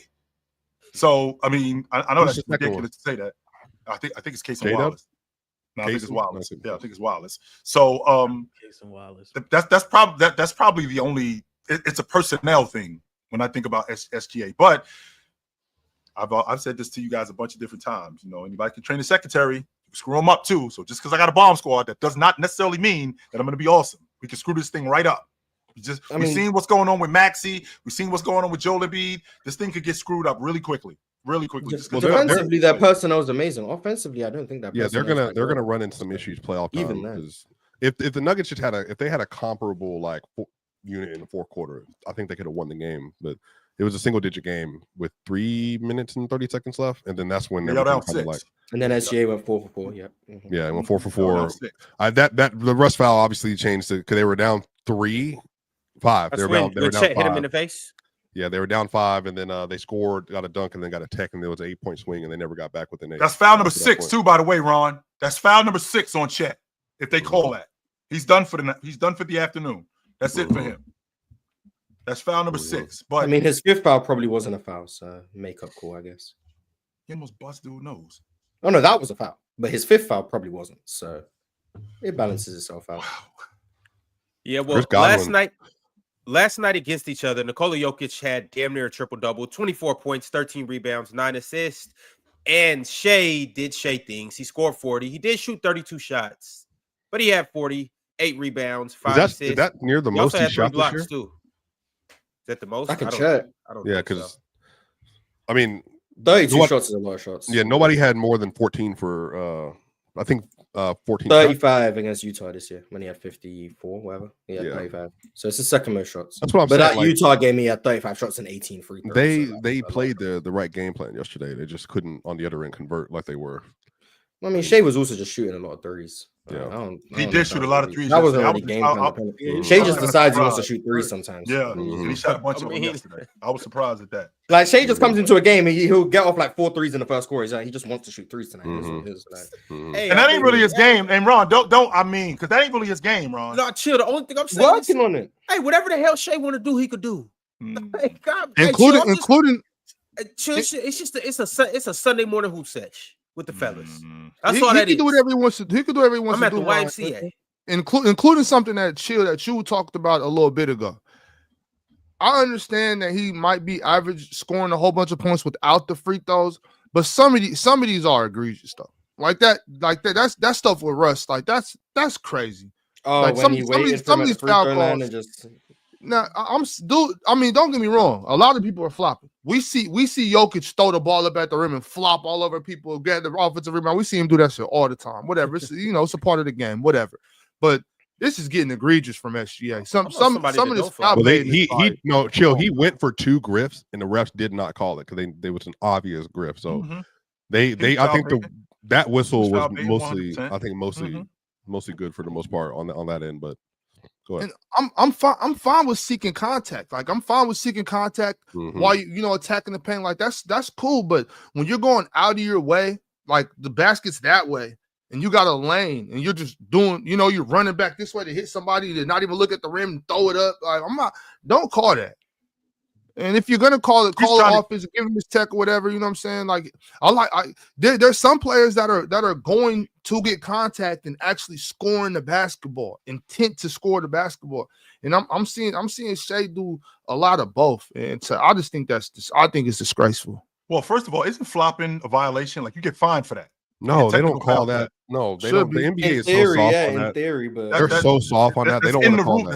That's in the rule book. Like you get fined for flopping. You get a technical foul for flopping. That goes on, right?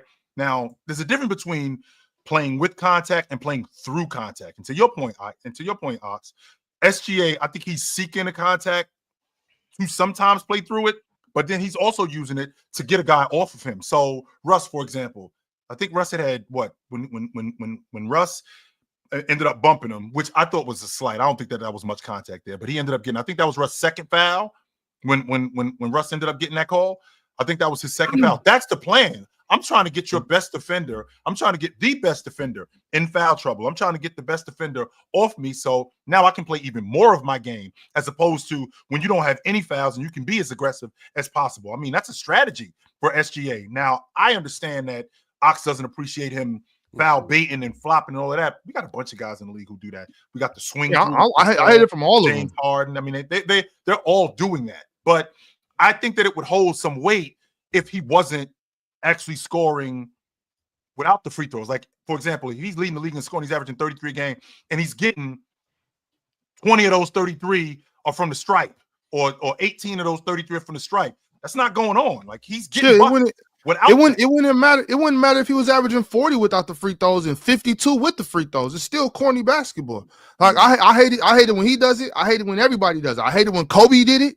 I hated it when D Wade did it. I hated it when Manu Ginobili did it. I hated it when Paul Pierce did it. I hated it when anybody did it. I think DeMontis don't do that, bro. I hate it when everybody. To be fair, he doesn't. I don't see you. SGA, by the way, Christian Brown guarded SGA more than he did anybody else in ISO the entire season. SGA was 11 of 22 in those matchups, and I think that was a part of the Nuggets plan too. It's just like we're just not going to send help, and then just stay in front, and then we're going to rebound when he misses, and then we're going to go. And like I said, I think it worked for the most part. It's just that third quarter, SGA was 3 of 12, and it was like. It was working, but then he came back in the fourth quarter. And I think this is what I'm telling you, man. SGA is such a momentum player because once SGA came back in and like they were already kind of choking the Nuggets out a little bit because I think they had like a 7-point lead.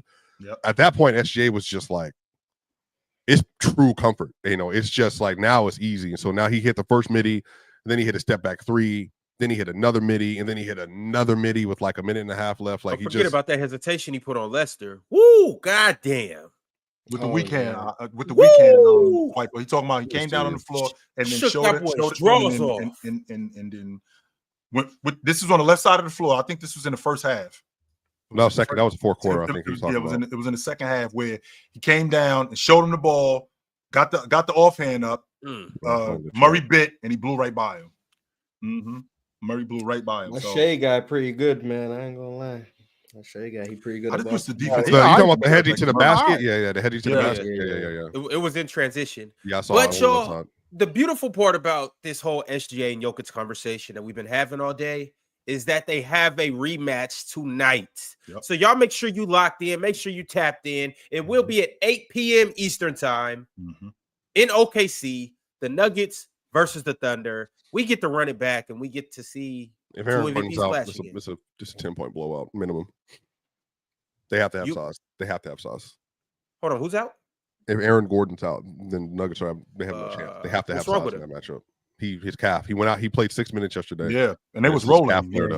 His calf flared up again. So that's what threw him. That's what threw him monkey wrench and everything that they was doing. And then shout out Hoop Venue. He was like, "Is AG just a shooter now?" Like, I think so. Like he's a gunner. He's honestly like their best all-ball shooter this year. Which shout out to that. But that's what I be saying about a lot of times. As a player gets older in his career, he has to change up his game. If you want to survive, if you want to stick around in the league, you gotta work on your game. But also too, you just get more comfortable shooting. Obviously, if you come into the league at 20 years old, you've only had 20 years worth of shooting.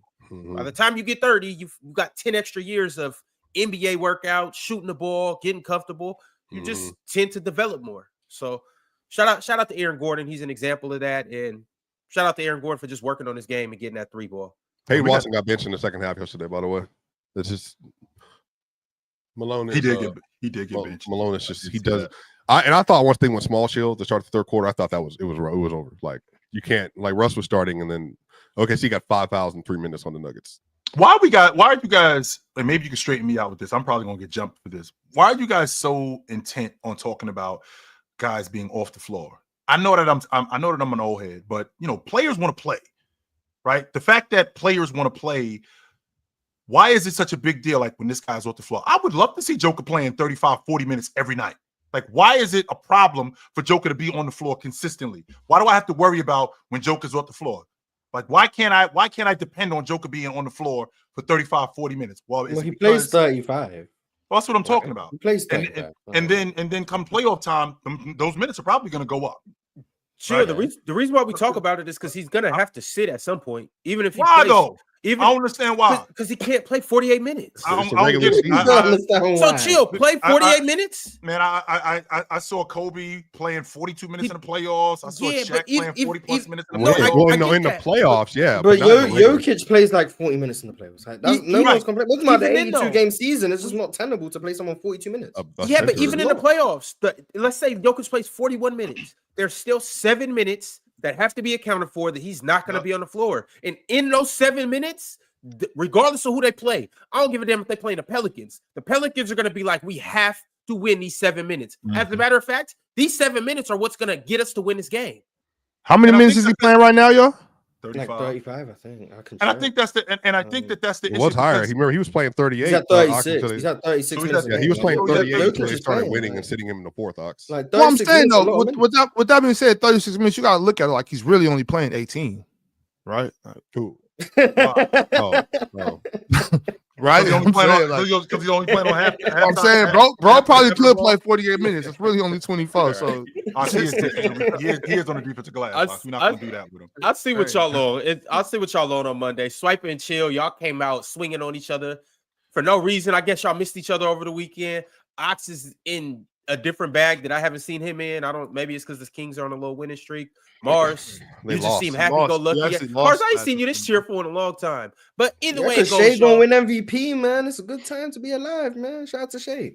First guard MVP since James Harden. Yeah, James Harden in 18. That's a long time without a guard winning the MVP, man. First American since then too. Just so you know, I think since 2000 we've had 5 guards win and he's going to be number 6 to win the league. Nash, Kobe, Steph. 6. I'm sorry. And don't forget about that. Derek Rose, 6. So he's going to be 7. I'm sorry. So only one of them was a real. Wait a second. I'm sorry. I just got to know what you're talking about, Swiper. Mm-hmm. So yeah, there are certain podcasts that say he doesn't count because he's Canadian and grew up in the U.S. farm system. So, what does that mean? How to play best basketball here, meaning that he learned from Americans and he played here for college and all that stuff. So he doesn't count as like college. He played. Wasn't he one and done? He played one season at Kentucky. That's it. So American. He played 1 year there. That's it. He was at be Canadian. He was at Kentucky for what, 4 months. That was it. It wasn't like he was there for 4 years. He was there for a season. That was it. Mm-hmm. Hey man. Shout out to Canada and shout out to SGA for being Canadian. Yeah. Shout out to the 6. But y'all, it's about that time to move on to what y'all came here for. I've been waiting to show you guys this for so very long. Before we get into it, let me just put this bracket on the screen because we have the round of 32 PCL March Madness that's coming up here this weekend. Yes, sir. On Saturday, March 15th, we will get 5 matchups. On Sunday, March 16th, we will get 5 matchups. On Tuesday, March 18th, we'll get another 3 matchups. And then on Wednesday, March 19th, we will get 3 matchups as well. It is going to be a beautiful week for the round of 32, which is 16 matchups, y'all. And keep in mind, this is all for a $5,000 cash prize and ultimately the PCL belt that Mars is going to have to come up off, y'all. So let me go ahead and get a drum roll because we about to get into it. Oh, top 5 comments of the week, y'all. We must get to this first. Oh my God! Listen, this is actually the best segment of the week. Top 5 comments of the week. So you guys don't be uninterested or don't be disappointed because we will get to the PCL bracket. But first, we got to talk about the beautiful comments that all of our beautiful viewers leave in the comment section after the show. And shout out to the live chat. Shout out to everybody on Twitter, and shout out to everybody that's liked the video. If you haven't liked the video, go play on the freeway. Let's get into it, y'all. This is what we have right here, right now. Ryder Aragi left a comment and said, Chill talks about KD like he's Jerry Stackhouse. No, I don't. Hell no, I do not. No, I do not. Chill, who's a better scorer, KD or Wilt? KD. He don't believe that. He just don't want to be seen as a hater. No, that's not true. I do. I do. Okay. Mm-hmm. Respect Jerry Stackhouse, though. Mm-hmm. I do. Interesting. Mm-hmm. So are you a KD hater? Am I a KD hater? I am not a KD hater. No. The way you talk about KD. Are you a hater of any players in your mind other than Danny Ainge? Yes, other than Danny Ainge? Let's see.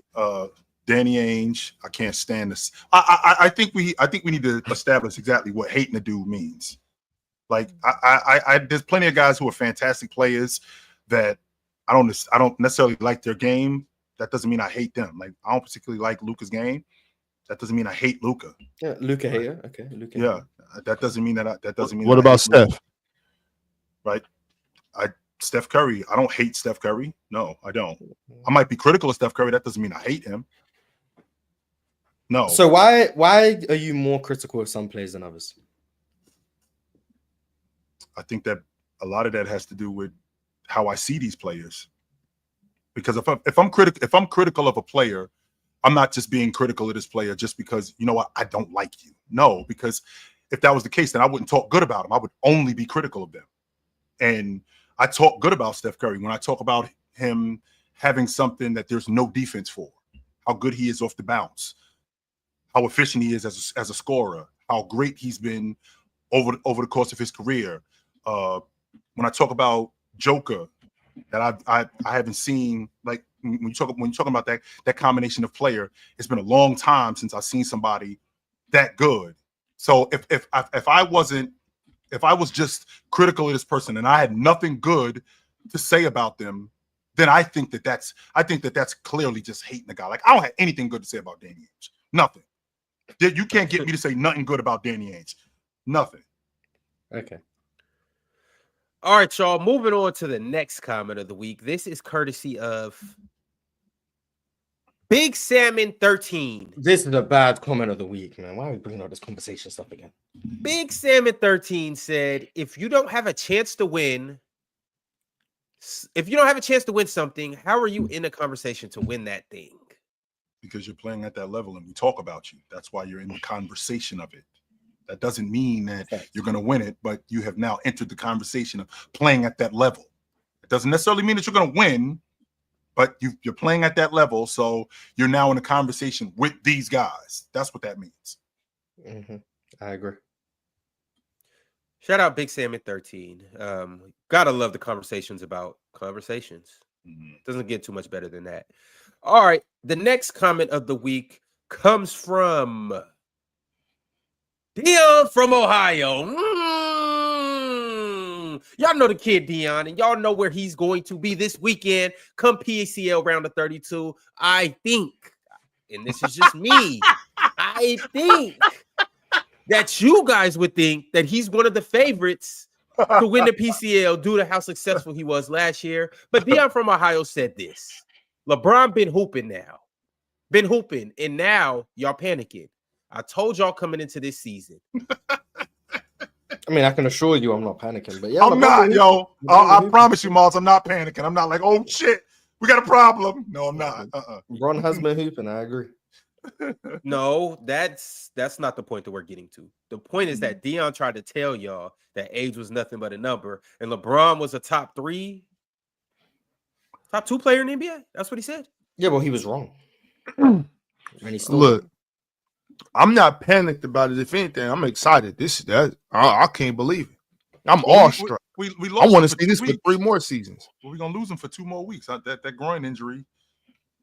Yeah, but now that 2 weeks off, you know what he can do? He can re-up. Yeah, that is what a I'm saying? Come back looking like he's 26. I don't know what to tell you, man. Chill.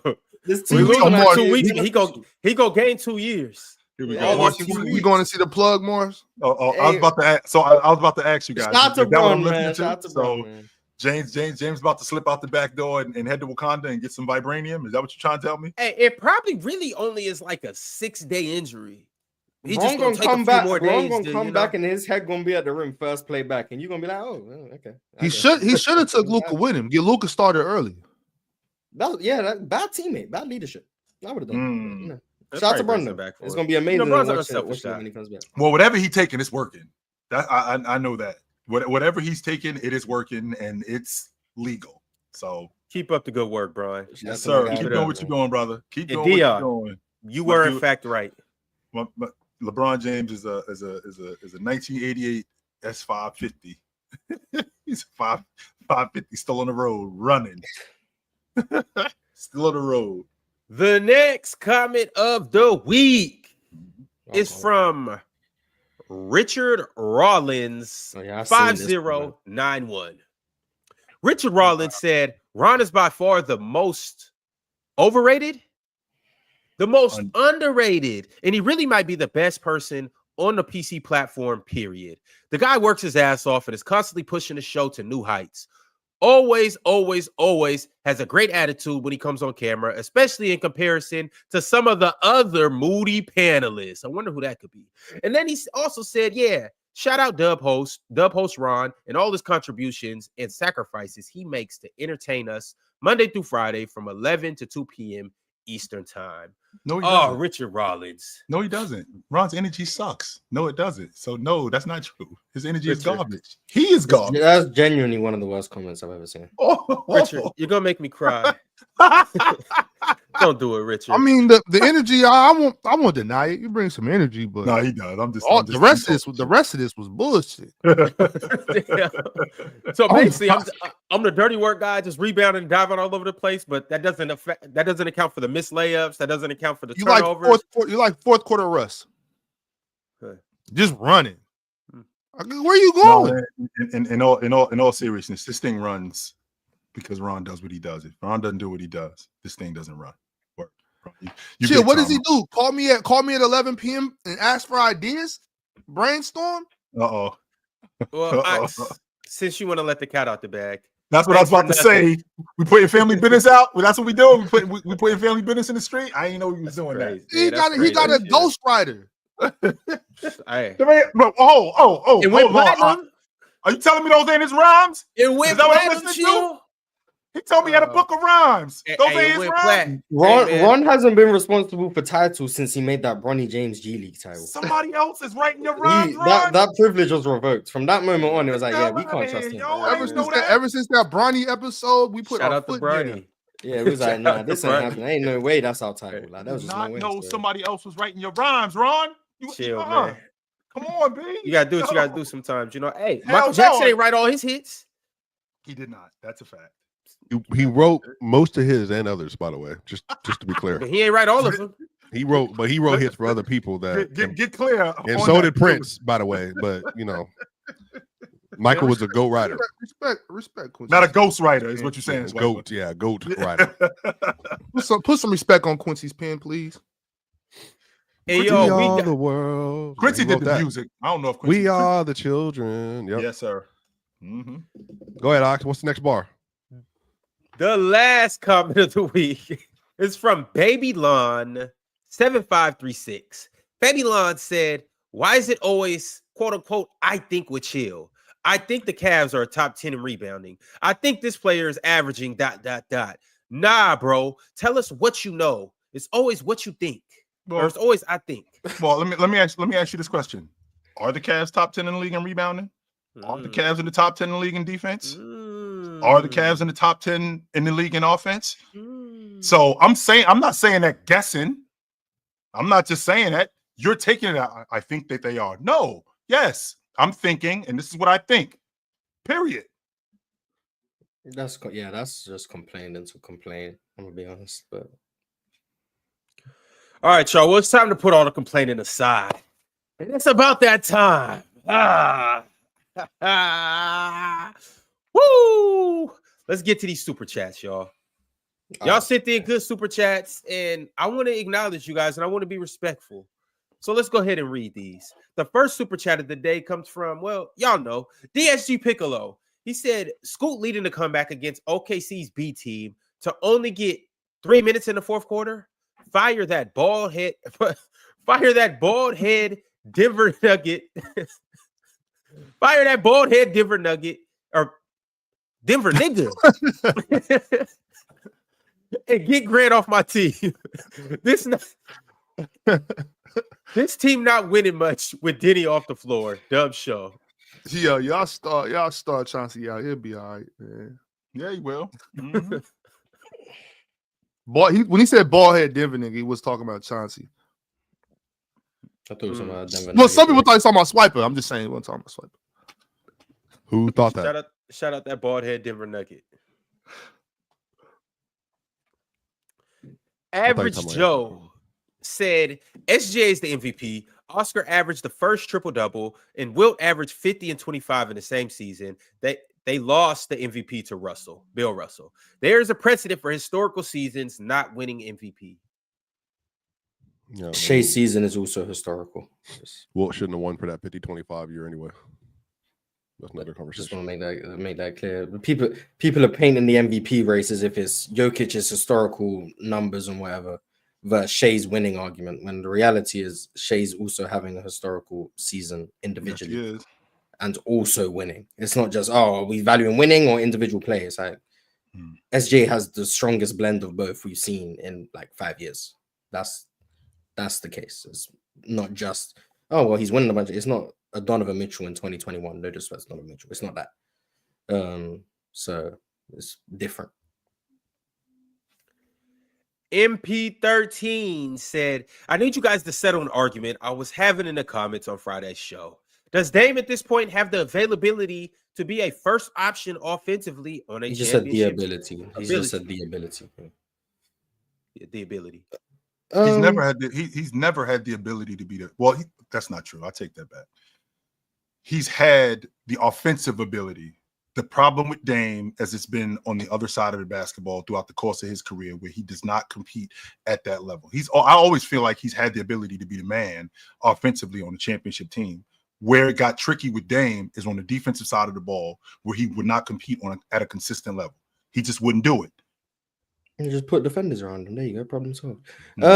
Yeah, I think he. I mean, I think once upon a time he definitely did. Now, I mean, possibly. I think it would have to be a very unique situation.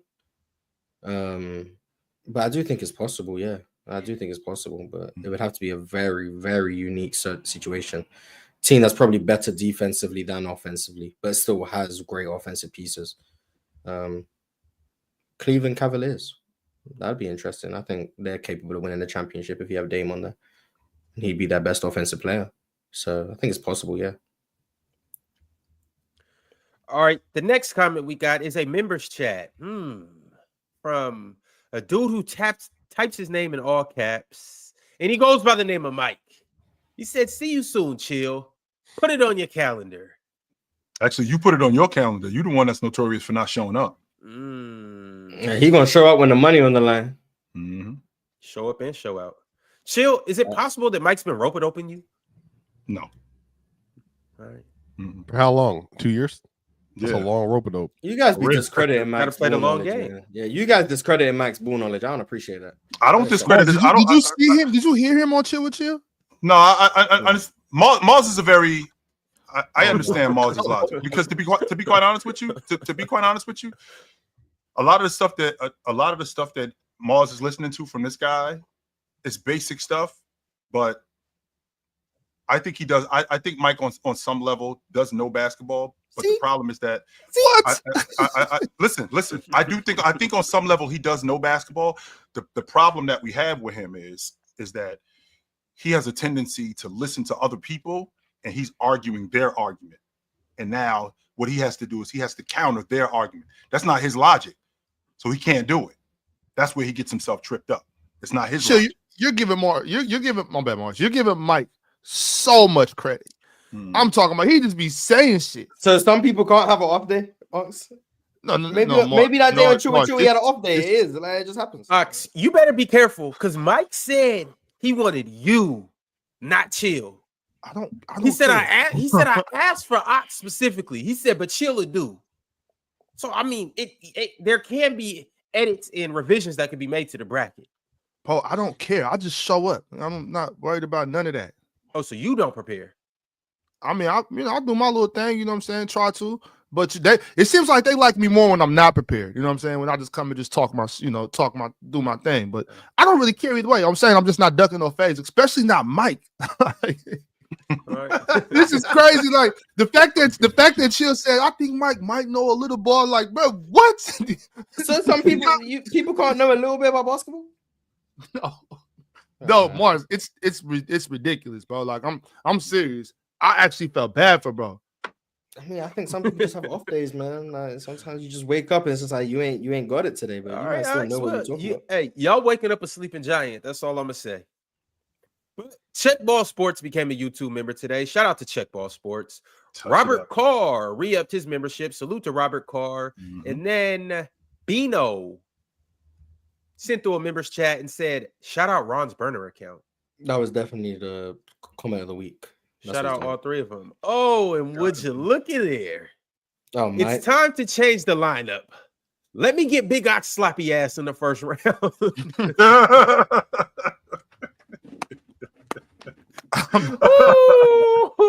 Hey, yo, I don't want to see Ox go home in round one, man. Yeah, me neither. But you want to see Chill go home? No, I just think it's a tight matchup. I think it'll be heavily contested. I mean, well, my thing is like this. Ox gonna get wiped, but Chill go. Unlike Brian, I'd rather go out in the first round than the championship. You know what I'm saying? Like if I'm not winning at all, put me out my misery quick. Got to get the kid. You don't want to be in the conversation. Nah, hell nah. Don't talk about me if I couldn't win. I do. I lost in the semifinals last time, so that's a big deal for me. I'm just saying, somebody pack me up. Who gonna do it? So I basically lost in the conference championship. Oh, we gonna see who's gonna do it when we reveal this bracket. So if you lose before the semifinals, that means you got worse at debating. By his logic. Yeah, that's what I'm asking. You regressing? You need to do that, LeBron. The only way that applies is if the other team got better, and I got worse, and I don't think I got worse. No, it's all matchups though, Chill. Like it's Well, yeah, logically it's all matchups, but Just what you're arguing about, the believability about what you're saying, how the audience is feeling that day. I mean, you also remember we're in an expansion era now. We got 32 compares, so the league is expanded. Yes, that's the big deal. So either that made the talent more diluted, or we've expanded and we've become a more talented league. I think we're a more talented league, to be honest with you, because I think these people that are getting in it, they see us and they know what it is. And not if we're letting Mike in. We just devalued our league. I mean, there's 31 other people, big guy. That was like drafting Bronny. Whoa! I mean, look at the pub that Bronny brings to the league. Like, he's getting titles of shows. He's causing rifts in the media. Like, come on, like, who else is doing that? On top of that, he's top 3 in the G League in scoring. He upped the value of the G League. You know. What I was gonna say? Oh yeah. Hey, Ron. So I need the topic. The Al Horford Kareem topic. I need that. All right, so I think he can win that topic. I think he can win it. I can't, man. I swear, I'm not gonna. I'm staying chill. If he repeats and he'll be the only other person besides Kareem to repeat in college and in the NBA, I think it's some validity there. So this is, ladies and gentlemen, all of you guys listening at home, first Bella Hall of Famer, and all you guys watching. Sunday when the Lakers and Saturday, when the Lakers and the Celtics was playing and they ended up beating them, Ox had hit me and Ox said, chill. Who else has won the NBA championship in back-to-back seasons in both college and the pros? And I got to thinking and I thought about, okay, so who won the NBA? Who won back-to-back championships in college? Okay, so Jabbar did it in the 60s, 64 and 65. Duke did it in 91, 92.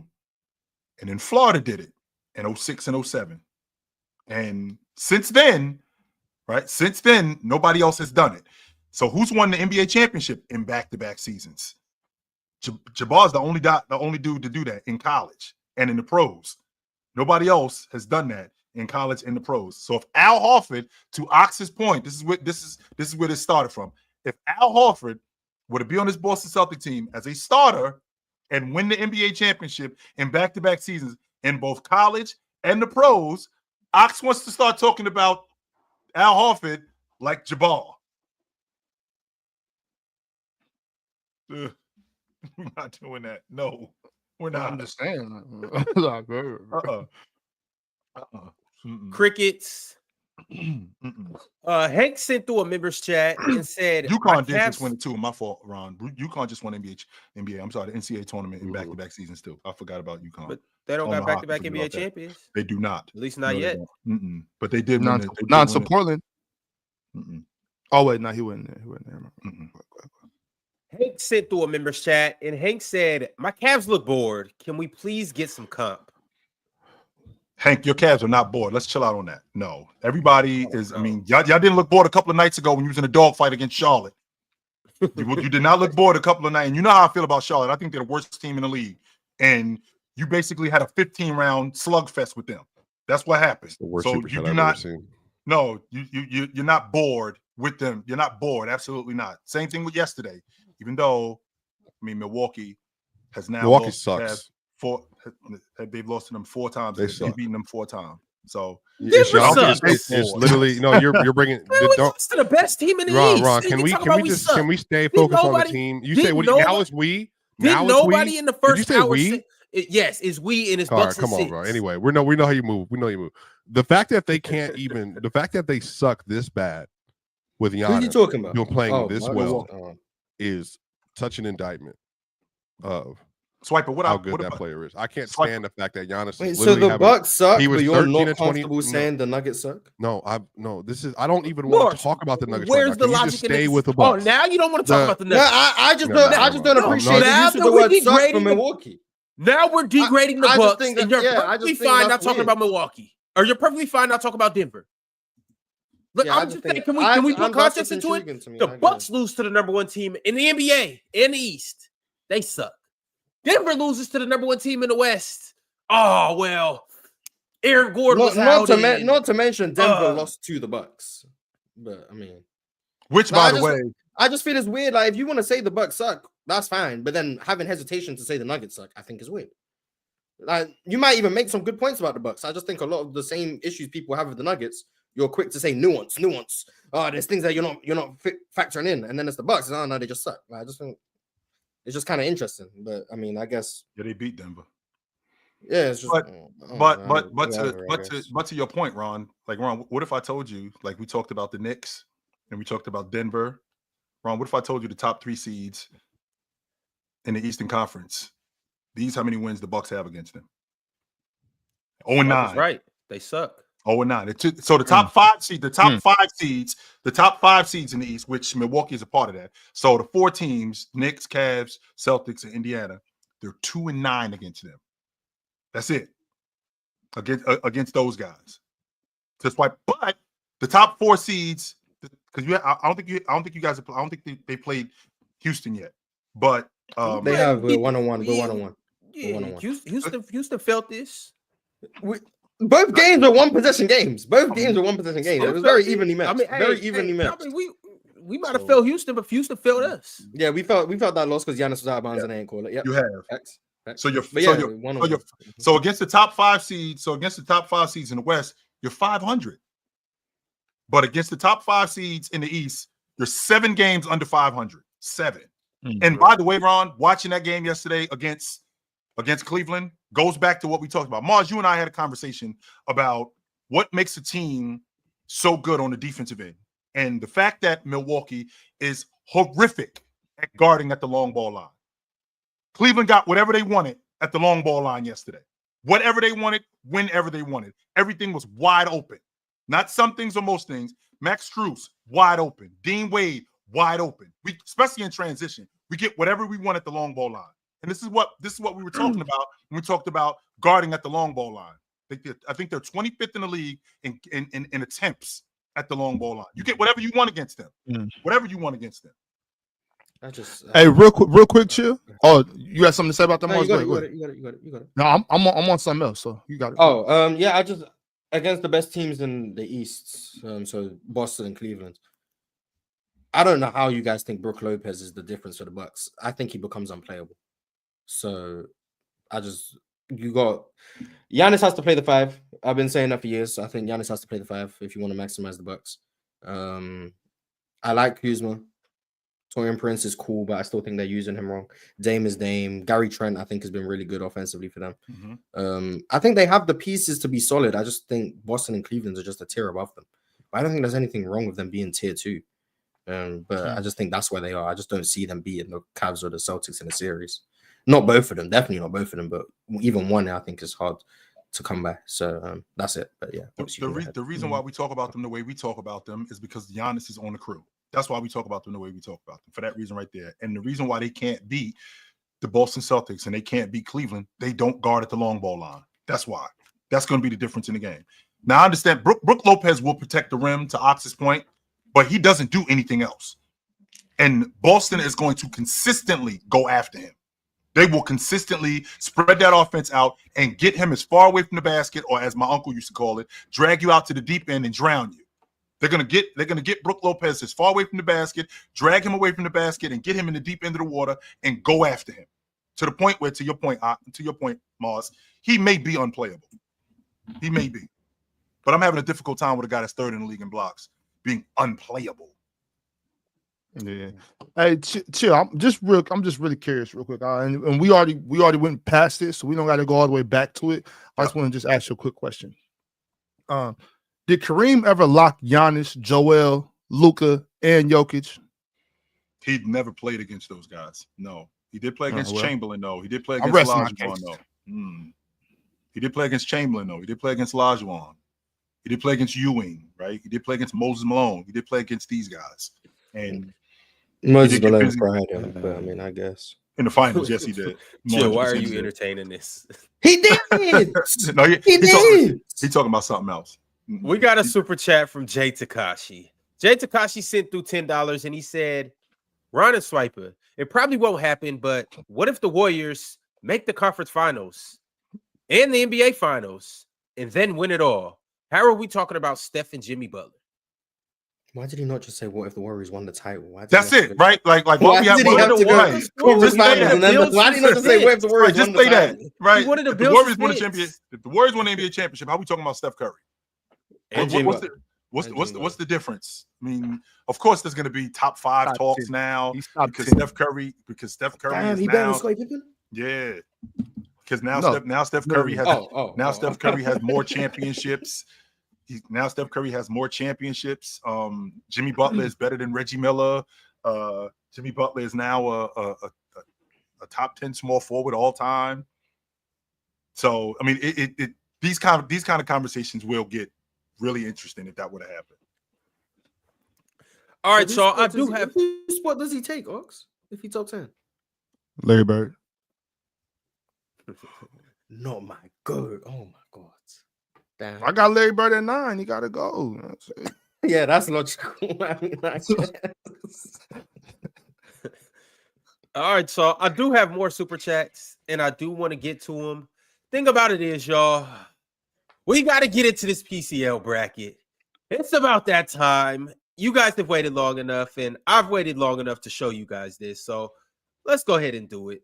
We obviously have 32 contestants, and I'm going to run down all 32 contestants and who their matchups are. I do want to let you guys know that this isn't necessarily based on seeding. Okay, there is no 1 seed and there is no 32 seed. There is no 14 seed and there is no 22 seed. But we obviously have wild cards. Remember last year it was M-Tail and it was John D. So we do have wild cards, and the people that finished the highest in the last PCL were gifted wild cards. Now I know Mars tried to say, man, what if they're me, basically? Well, if that's the case, then that's unfortunate. It's a crazy disadvantage, but I mean, I guess. But you might come across the mic, according to Chill and Ox. But either way it goes, here's how we're doing it. I'm going to start from the top, and I'm going to let you guys know who every single person is and who they're battling. Now, ladies and gentlemen, I know I said that there aren't no seeds, but at this top spot, just ironically, it happens to be Mars. It's the champ. Of course, you got to give him the number 1 so spot. wrong. But this isn't the number 1 seed, though. This isn't the number 1 seed. Okay. He's so just why is the top of the bracket? When I win again, I don't get given a second belt. I just get to keep the one I have.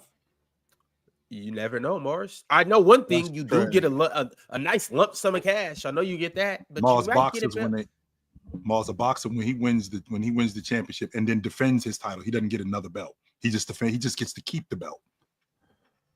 That's the way that works. Yeah, this ain't boxing. Yeah. But whatever. That's the way that works. If Boston win the championship again, they're just gonna be like, "No, you don't get another trophy." Like, nah.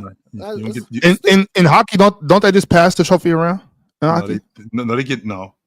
Oh, they get one. Yeah, that's silly. If I win twice, I should have 2 belts. I'm really just trying to get into hockey right now, so I'm trying to learn as much as I can about it. I like hockey. It's basketball on ice, Ox. That's what it is. It's got to be the hardest sport. Mars has an opponent that is a wild card. He is a member of the chat, and I think he might have some action to cook up in round 1. He goes by the name of Matthew Elliott.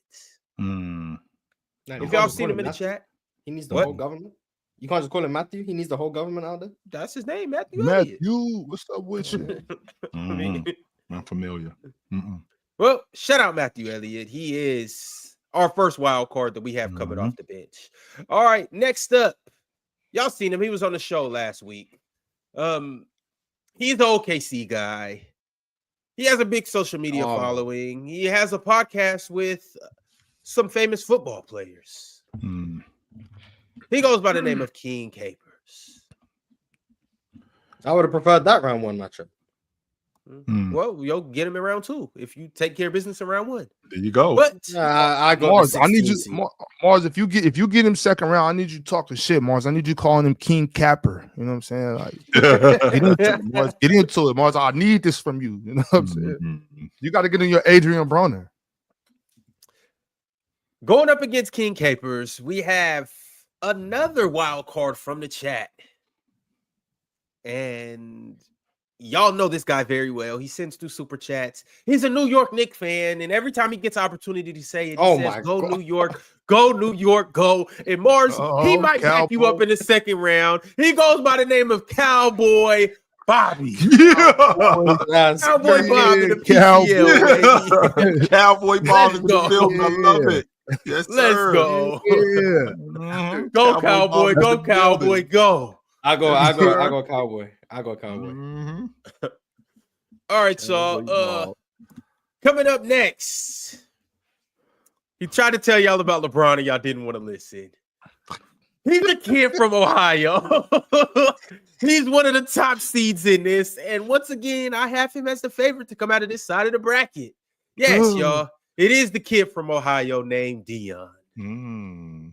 Now, who Dion will be going up against? Dion in my bracket. Yeah. Remember, I told y'all we have another person that is battling in the PCL that is not American. They live in a whole different continent. They live in a whole different country. I have my man Rishi hailing from India. Uh-oh. Shout out Rishi. If that's who I think it is, then okay. I don't know if you know who you think it is, but shout out Rishi. He's from India, and I think he's gonna be bringing the heat. Shout out Rishi. Next up, last year he was a wild card, and he went the furthest out of all wild cards. Y'all seen him on the show earlier today. Mm-hmm. We got John D. He was in the Final Four last year. Shout out John. I don't know what he went, but shout out to my co-host, man. Shout out to my co-host. Diesel. Shit, I mean, Mars. Oh well, you and him look like y'all might meet at some point. That's the Elite Eight right there. That would be it, yeah. Mm-hmm. Who is he going up against? Ironically, John gets to go up against another wild card, another member from the chat. And ironically, his name starts with a J, and he has an initial. His name is Julius. Oh, I know him. Julius C. We got John D against Julius C. Julius Caesar, yes, sir. Caesar? Yeah. Shout out Julius Caesar. Caesar Leo. Okay. All right. This is the top part of the bracket, the first fourth of it. We got 4 more sections to get into. Mm-hmm. Next up, we have hailing all the way from the logo, ZZ. Oh, yeah. ZZ. And he's swooping the logo, too. And it's cash. I say water. Mm-hmm. And it's cash. Mm-hmm. Ironically, hold up, y'all. I don't know if I like them 5 seeds, man. That 5-12 seed, that 5-12 matchup could get tricky, Ron. I don't know, B. This already just a much easier bracket than mine. But I mean, I guess. Mars, you get Mars sound like one name. That's what it sound like. Mars sound like you're getting framed here. Hold on, y'all. I made a mistake. It's not ZZ. We'll get to ZZ here in a second, but it's not. Who is it then? Who is it? Hold on, let me make sure I have it right. Hold on. Give me Jesus. Hold on, y'all. This is what we be talking about. I don't want to spew false information, y'all. I don't. That's how you know it was his burner that made that comment of the week. Well, see, the thing about it is somebody from the logo. It's just not ZZ. Who is it? Hey. Gifted. It's Gifted. Uh-oh. And Gifted is going up against another wild card from the chat. And by the name and the looks of things, I think Gifted got his hands full. You know, when you go up against somebody that reminds you of you, but he just can do you better than you?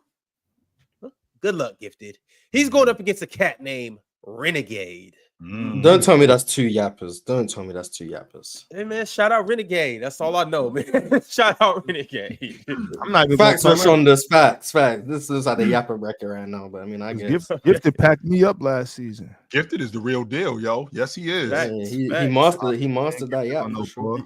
He absolutely is. Gifted is the real deal. Sleep on Gifted if you want. Your ass will be at the door right there. Oh man, that's just sweet. I mean, I packed him up, but I mean, yeah, I guess it's not bad. But you wasn't sleeping on him no more. Snoring, but I guess.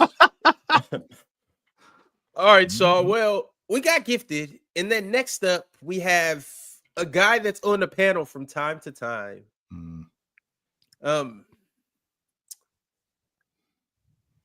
He needs no further introduction. His name is Jordan. He's from Houston. Y'all know who he is. Oh yeah, this is the free eats bracket. Okay. It definitely is the yapper bracket. I'm sorry. All right, well, Jordan will be going up against a nerd. Chill. You know which one? You know, Nerd Sesh. Well, he'll be going up against Carson from Nerd Sesh. Oh my God! So Jordan going home round 1. Jordan going home round 1. Carson ain't nothing to play with. And he is not. No, he is not. Hey, this bracket, I know Mars talking cash right now. But shit, all right, man. Y'all play around this bracket if you want to. You're right. Carson is the real deal. Carson, cool. They're gonna ask him a question about the 1949 Syracuse Warriors, and he gonna know the answer. Like, GG's Jordan, man. GG's. Yo, Big Ox. What? It's funny you said that. Because next up in the bracket, hey, I belong in this bracket. I'm fine with this bracket. Bro, put my name right. All right, my bad. No, it's not. That's crazy. We putting Ox in the southeast region. I'm mad at this. We got Big Ox right here, and Big Ox, who you will be facing, he's not the quarterback. All right, y'all know Matty Ice. He's not the quarterback. He's the guy that you guys know as Matt Clark, but his new name in the PCL is Matty Ice. Matty Ice. Matty Ice.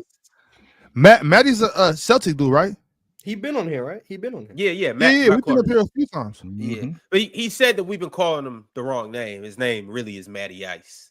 So we haven't got to see the best of him because he's been put in the wrong situation, and we haven't addressed him as such. But now we get to see the full potential of Matty Ice.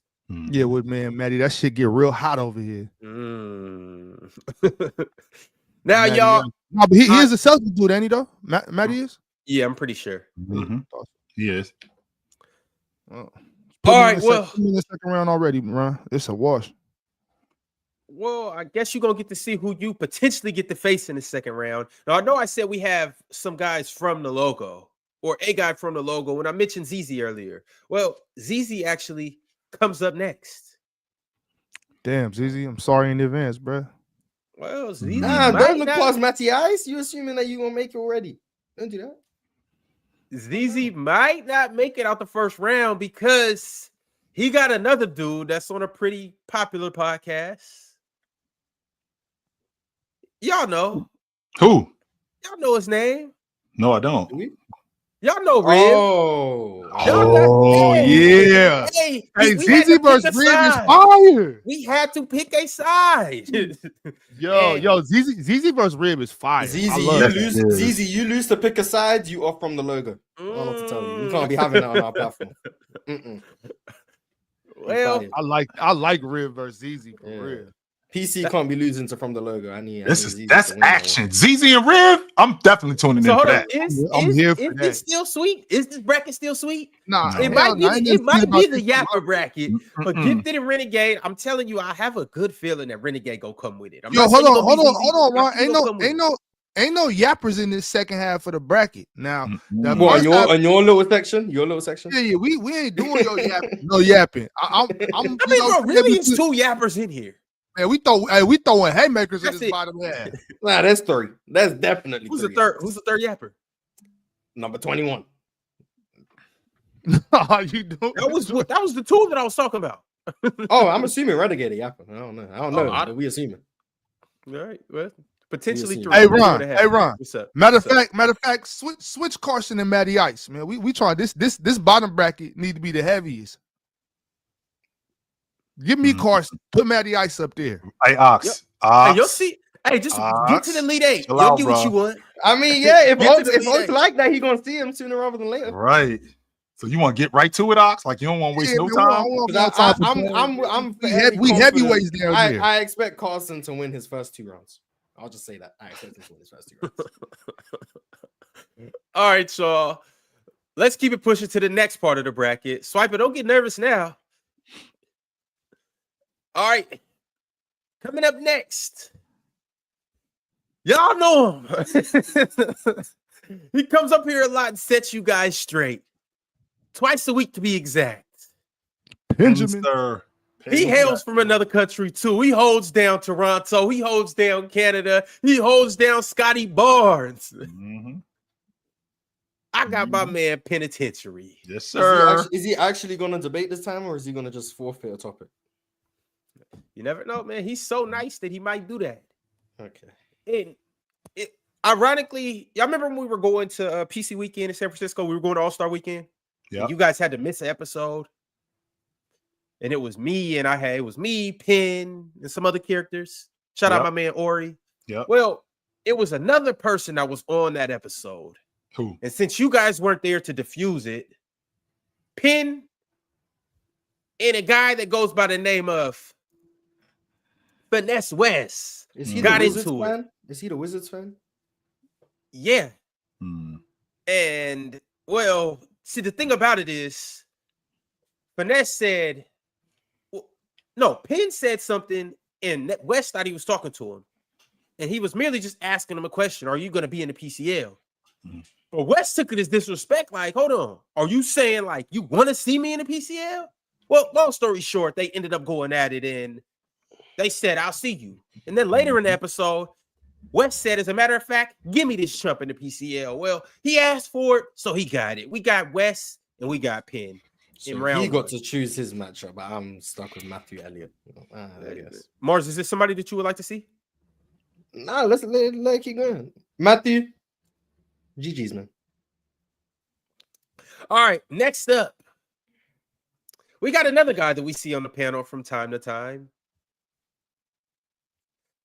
He did pretty good in last year's PCL. I think if I remember correctly, he packed up somebody up here. Pirates. It wasn't me. Yeah, it wasn't me. Yeah, it wasn't me. I never lost. So. Who did Casual beat? Yeah, who Casual beat? Swiper, Chill, Ox. I lost the Pirate. He didn't beat none of y'all? Oh no, I did. No, I lost the Casual. I did. I beat Elder and Oh yeah, that was the group of death. Yeah, that was a group of death. In the OG the Beast. That's yeah, right. I remember that. I lost the Casual. That was a good little group right there. Mm-hmm. But I won the bracket. I won the bracket because Elder beat Casual. Yeah, I remember that. Yeah, you was like right. 3 Yeah, seeds. that's right. And I really beat Casual. I really beat Casual, but because it was John Stockton versus, you know how that goes. Was cooking that boy. That boy Casual don't know no ball, bro. Damn. Cooking. That was the John Stockton and Chris Paul one, right? I mean, but his name is Casual for a reason. But shout out Casual, and Casual will be going up against. Well, y'all know it's a second half to Nerds, right? It's not just one nerd; it's two nerds. Casual has Logan from Nerd Stash. Mm-hmm. Hey, love nerds. Play, boy. Love nerds. But by the way, they're gonna be up here on Wednesday. Love nerds. Well, shout out Nerd Stash running it back with us. I'm gonna start some shit on Wednesday. Moving along. RIP Casual was crazy. Moving along, we got a guy that you guys know well. He's up here on the panel from time to time. He's apparently TikTok famous, and apparently he is known as a guy that thinks a lot, but he doesn't know a lot. But he thinks he knows a lot. Just according to the comment of the week, I'm only going based on what he say. This one right here. Mm-hmm. I'm just going based on what Baby Lon said. But shout out Chill. You are at this point of the bracket. This is you. All righty. Let's do it. And Chill. Who you're going up against? Well, bro, you better not, bro. You won it and you got it. I swear to God. His name is Mike Let's the Champ. go! Hey, hold up. My bad, Mike. I'm disrespecting your name. Mike the Champ is what you guys will refer to him as in the PCL. All caps. He'll go All in the home round one. Let's go. Yo, y'all, why y'all be giving Chill buys? Chill had a buy last time, and y'all know Mike not gonna show up. Mike gonna be there. Mike gonna be there. He's not. If he don't, he better not ever show his face in this chat. I know that. Mike not finished. Mike gonna show up. He should be banned. I'm being on. Like he should be banned. We should never see him again. Ron, you know what? Y'all got to have somebody on standby just in case that Mike don't show up. Somebody that at least Chill got to have a debate. Mike got it. Mike not gonna let us down. Call it. Well, all right. So Chill got Mike the Champ. Up next, we have a guy that you guys know pretty well. He comes on the panel occasionally. He's been in other debates and whatnot. He's one of Mars's favorite people to ever come on the panel. His name is SB Talk Sports. Mm-hmm. Shout out SB. At least that means he's not a judge.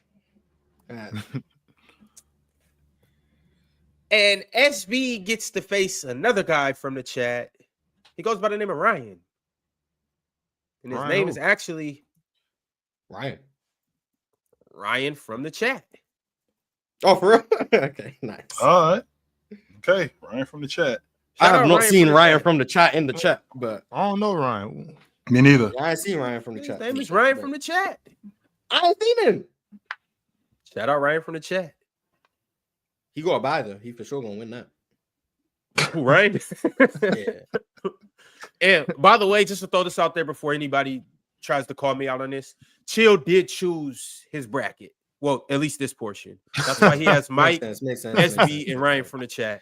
So, Chill, once again, we are giving you a discount. Ox, he's lying. That's a lie, Ox. No, I did not.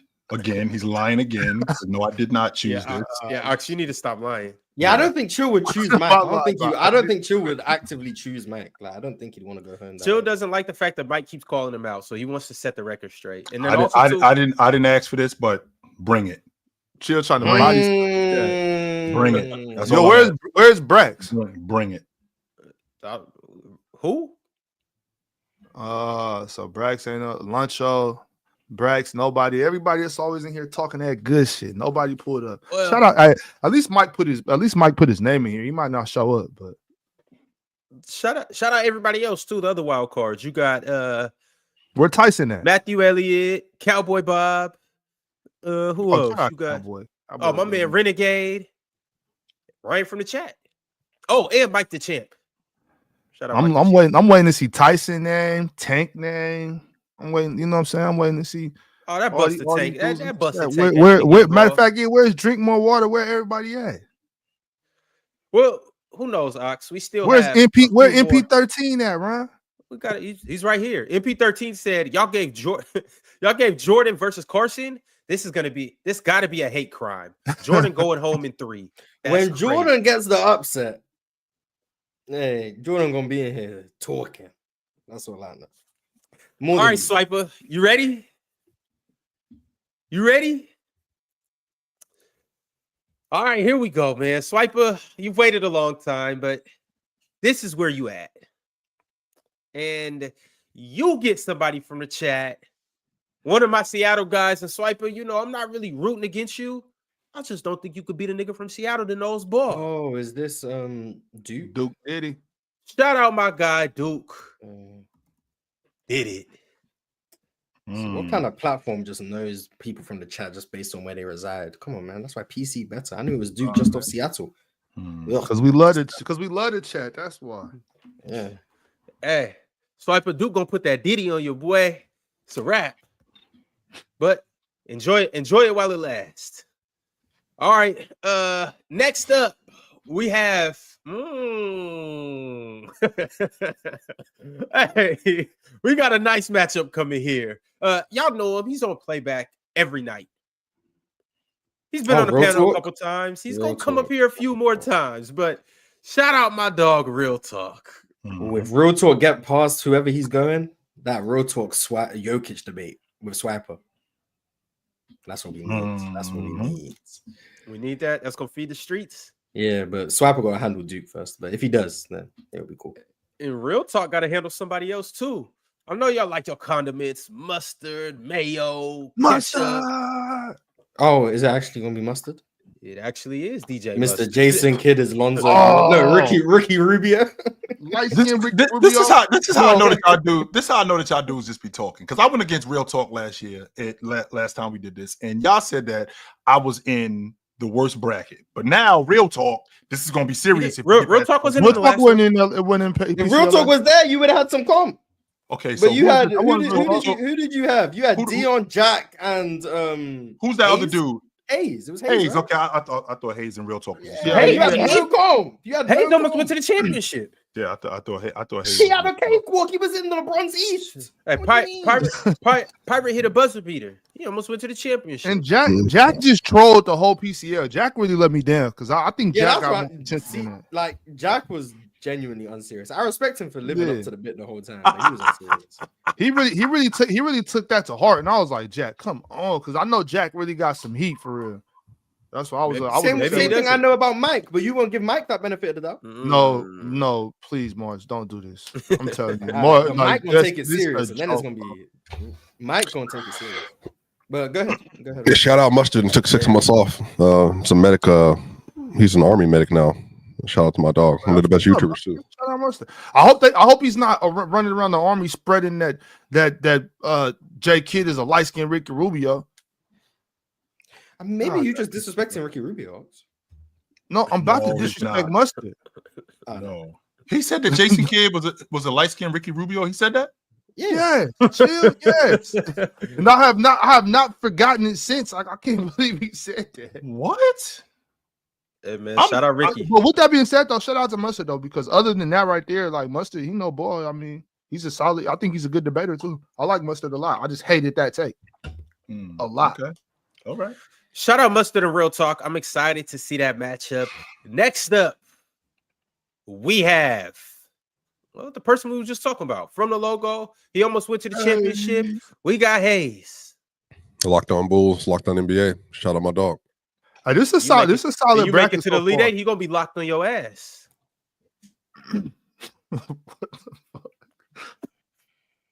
All right, and Hayes got another person that was a wild card. Excuse me. Last year, he did fairly well, but in case y'all, I don't know if y'all remember, Hayes came up and he said something. I don't know if it was during a show or I don't know if it was in between battles. But he basically said, I didn't have a cakewalk. I haven't been battling against MTEL this whole time. Y'all remember that? Well, no, I didn't. MTEL came on screen and said, well, Hayes, if you got smoke with me, I got smoke with you, and you don't want to see me. Well, that kind of snowballed into some more things. And basically, now they will be seeing each other in the first round. They asked for each other. They called each other out. So now they got each other. And this is where we get to really settle beefs. MTEL. He was in Orlando Magic fan. ZZ and ZZ's brother. Yep. That's nasty. Ron nasty for that. I got MTEL in 3. Hey, after we do this last matchup, Mars, I need your predictions for all first round matchups. Oh, I got you. Yeah, I got you. All right. And last but certainly not least, he should have won the PCL last year, but facts. Things happened. And he let Mars get it, but he's coming back from C to claim what's actually his, and that's the PCL belt, and that's also that cash prize. This is a nice side of this is a nice little bracket right here. I like this little group. This group A right here is nice. What did Pirate say last year? Something the Klay Thompson Wilt thing. The erect Klay Thompson. Fully erect Klay Thompson. Fully erect Klay Thompson. Yeah. All right. This is still a good. Hey, I like this. Oh, yes, it is, and it gets better. Last but not least, better say Brax. Hey, we've heard of the final boss, right? Well, have y'all heard of the final Goofy? Have y'all ever heard of the final Goofy? Have you ever heard of the final Bandit? Have you ever heard of the final wild card from the chat? Yeah, I got my man hailing from Nashville, Tennessee. Yeah, we got Brax the Bandit, baby. Let's get it, y'all. Let's get it. Brax, how you put him up against Pirate first? Nah, because he gonna get the biggest contender out the way. That's gonna be cool. Then he gonna have a cakewalk the rest of the way. I'm not gonna sleep on Brax though. I'm not gonna sleep on Brax. I think Pirate probably gonna get him, but I'm not gonna sleep on him though. Shout out. Are the judges gonna be anonymous again, Ron? Yeah. Oh, the what? Are the judges gonna be anonymous again? The judges are anonymous, and also it's a little different this year. It won't be like the voting isn't done right there on the spot. Mm-hmm.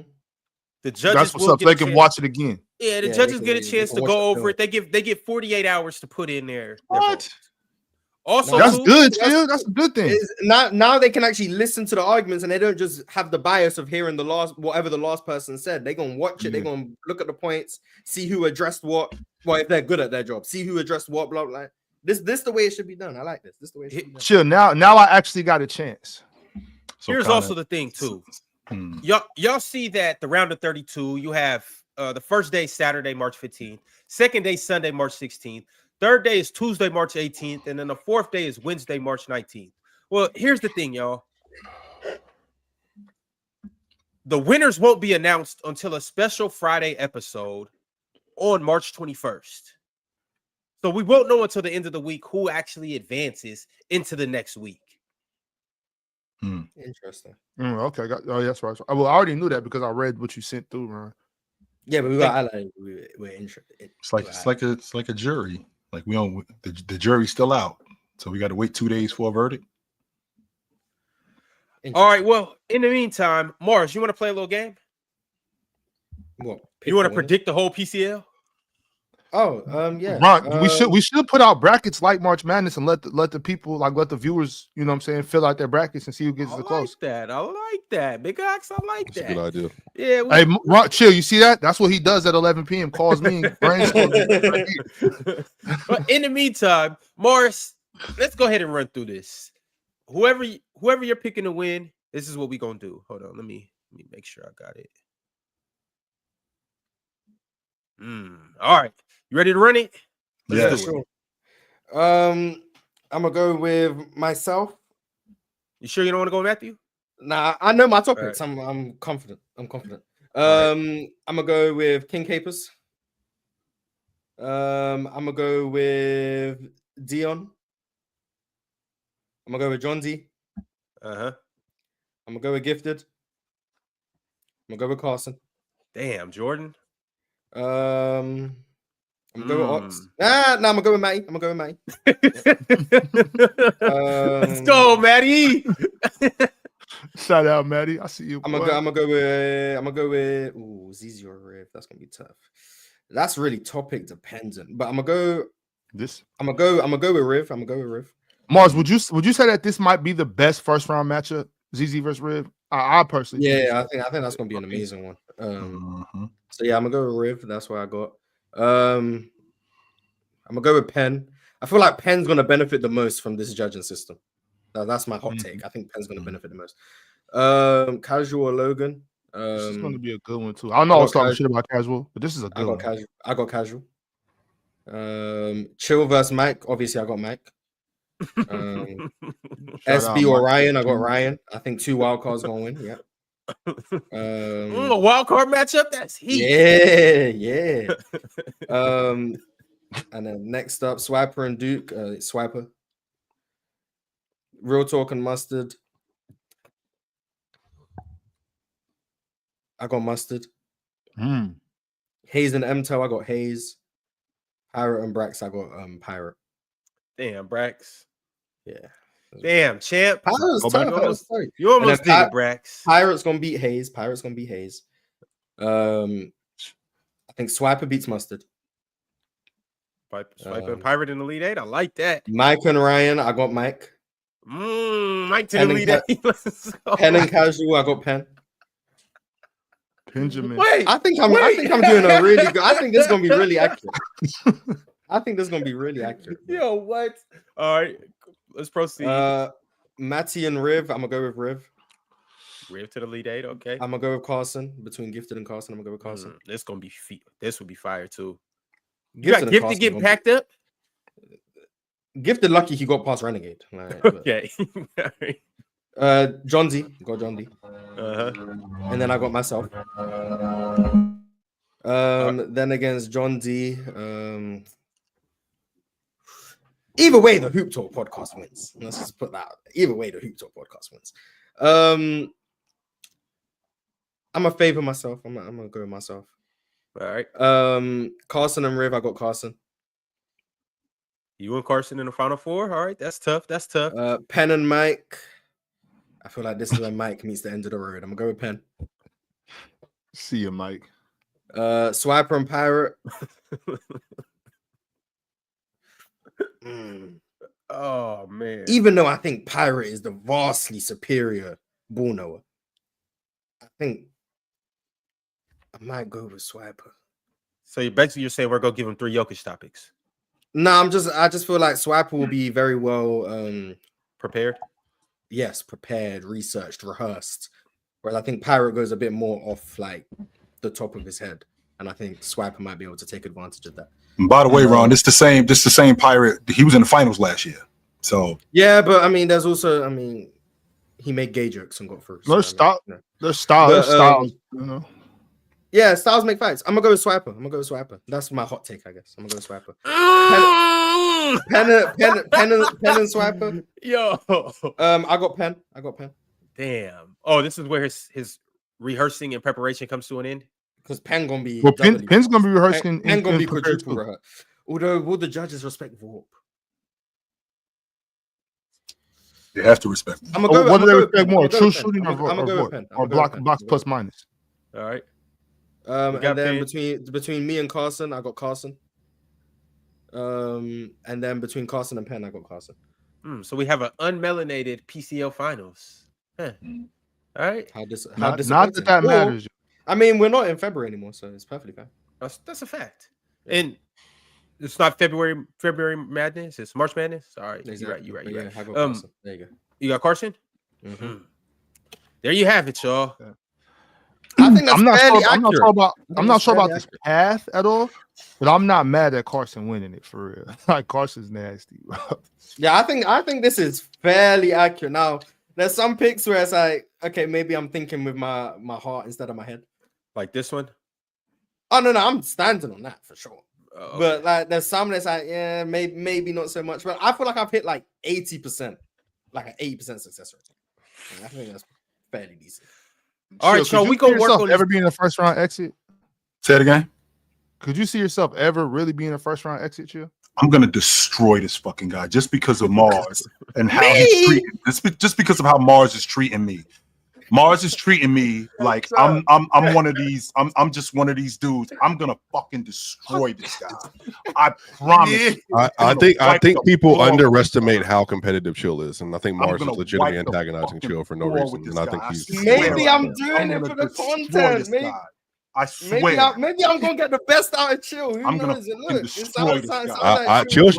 Chill should take this personal. This has been Mars for 4 weeks now doing this. Yeah, I would absolutely take this. I'm gonna wipe the floor with this guy. Like Chill has built an entire basketball platform all from scratch, and he's saying he's gonna lose somebody in chat who disrespect him constantly. I would feel this is personal. Mike is like Chill at this point is taking this personal. So like I know Chill. I know Chill very well, so like I know for a fact he's taking this personal. I'm not even kidding. Because Ox is competitive too. Ox is just relaxed. Swiper. They don't call him Mike the Champ for no reason. No, but Ox, you're a different competitor. What was that, Ron? Who is they? No, Who calls him that? I'm calling him Mike the Champ. Yeah, That's what the chat calls him. Oh, I'm gonna. No, but this is about 4 or 5 times too many times. I think Chill's about to wash Mike 3-0. I'm not gonna lie to you. I mean, it depends on the topics. If Mike gets a topic he's comfortable it's with, 3-0 Chill. Because Chill's going to do more. Chill's going to be more prepared for that than he will be for the finals, just because he's pissed off about it. Oh, that is a good question. Do the people from the chat have to have their face cam? Have to have what? Their face. Gotta have the camera on, right? They have to have the camera. Yeah. Who? Oh, yes. so we're gonna see Mike. Oh, okay. Yes, live and in the flesh. Brax too. That gives me even more confidence. Mike and 2. All right, y'all. Well, we also got some super chat. Speaking of the chat, y'all, I can't wait for this PCL. This shit is going to be goated.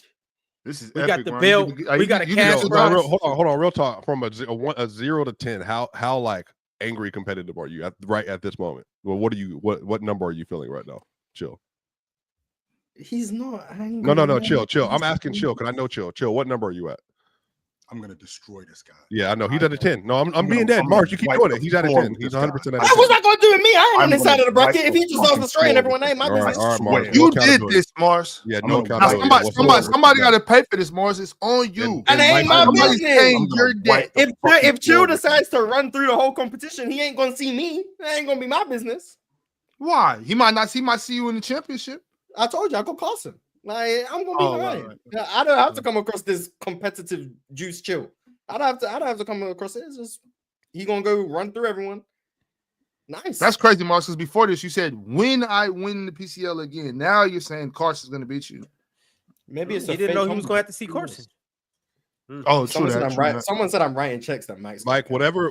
I'm being dead honest with you, Mike. If you don't come prepared, you are going to get embarrassed. I'm telling you that right now. Like I'm not even joking. How many times I gotta tell you? That's where I think what I'm saying is put some headphones on you. No, I know, but I'm saying Swiper, put some headphones on your dog or put your dog in front of the mic and he'll do better than Mike. See, that's the problem. See, I think Chill's taking it as I don't view him as like tough. I just think Mike is like that. That's what I think. I think from Mike when he used to come on open gym, you really get busy. I don't think he's ever been on open gym. But I just think Mike has something about him. I just think Mike is tough. It's not about Chill's inability. I think Chill cool. Chill would have beat Swiper. It's just different bracket. Like so Chill don't gotta prepare for this. Everybody has a serious first round matchup besides Chill. You disrespecting Mike. That's what I noticed. I am disrespecting Mike. I'm gonna continue to disrespect Mike. What day is chilling, Mike? Sunday. I'm sorry, Sunday the 16th. This Sunday. Sunday the 16th. Right. Sunday the 16th. Mike is the ultimate bozo. I am there. This Sunday. I'm gonna be watching. And when we're here on Monday, we won't know the results. We won't know who won. But I guarantee Mike will do better than you guys think. I know it's not about that. I'm making like Chill. It has nothing to do with Mike. Mike, this is no disrespect to you. I'm saying Chill is awoken for this. Marsh, you've done a great job. I mean, you've done a terrific job. But yeah, definitely. I know how to get people. That Kobe Chill. How many points you score on Kobe? 9. And that what year is that? 97. 97 Chill. 97 Chill. Or peak chills in the house. All right, y'all. Let's get into these super chats. D. Roy said, "GOAT debate is pointless. Bron could win 2 more chips, and there would still be a huge population that says he's not 6 for 6." Mm-hmm. Yeah, Stephen A. Smith's in them in the world. Yeah. Isn't Steph Curry averaging over 30 a game since the All-Star break? Something like that. 30 and 8, 30 and 7, something like that. And you just told me earlier in the show, Swiper, that you think that this is the best offensive season in the history of the league. You have 37 and 4. Yeah. This is the best offensive season in the history of the league. Kevin Durant at 36 years old is still averaging 25 a game. 44% from 3 and 11 since a game. Yeah, he's still averaging 25 a game. Mike's ducking the fade. LeBron James at 40 years old was player of the month. We wasn't doing this with Jabal, Miles. I promise you that. 1988, 1989, we were not doing this with Jabal. You dudes want to talk about the GOAT debate. We are having one of the best seasons in NBA history. And you dudes want to talk about Jordan and James. And you're missing out on the fact that Shai Gilgeous-Alexander is having one of the best guard seasons in NBA history. in Oklahoma City, by the way. This ain't in New York. This ain't in Miami. This is not in Los Angeles. This is in Oklahoma City, where they got him by trading for him, right? They got him by trading for him, which Doc Rivers knew. Y'all always talk about how Doc Rivers is, who Doc Rivers is. But Doc knew who he was, but he knew he had to make that trade because he'd get fired if he did. Because he did not want to give up SGA because he knew who SGA was. But we're having one of the best seasons, if not, if you think about some of the best seasons in NBA history, like you talked about, Moss, 2016, I'm thinking 2000 was one of the best NBA seasons, 87, 91, 2020. We're talking about some of the best seasons in NBA. We're having one of the best seasons in NBA history, and you guys are talking about James and Jordan. You're missing the show. You guys are missing the show to talk about something that's either you're in or you're out.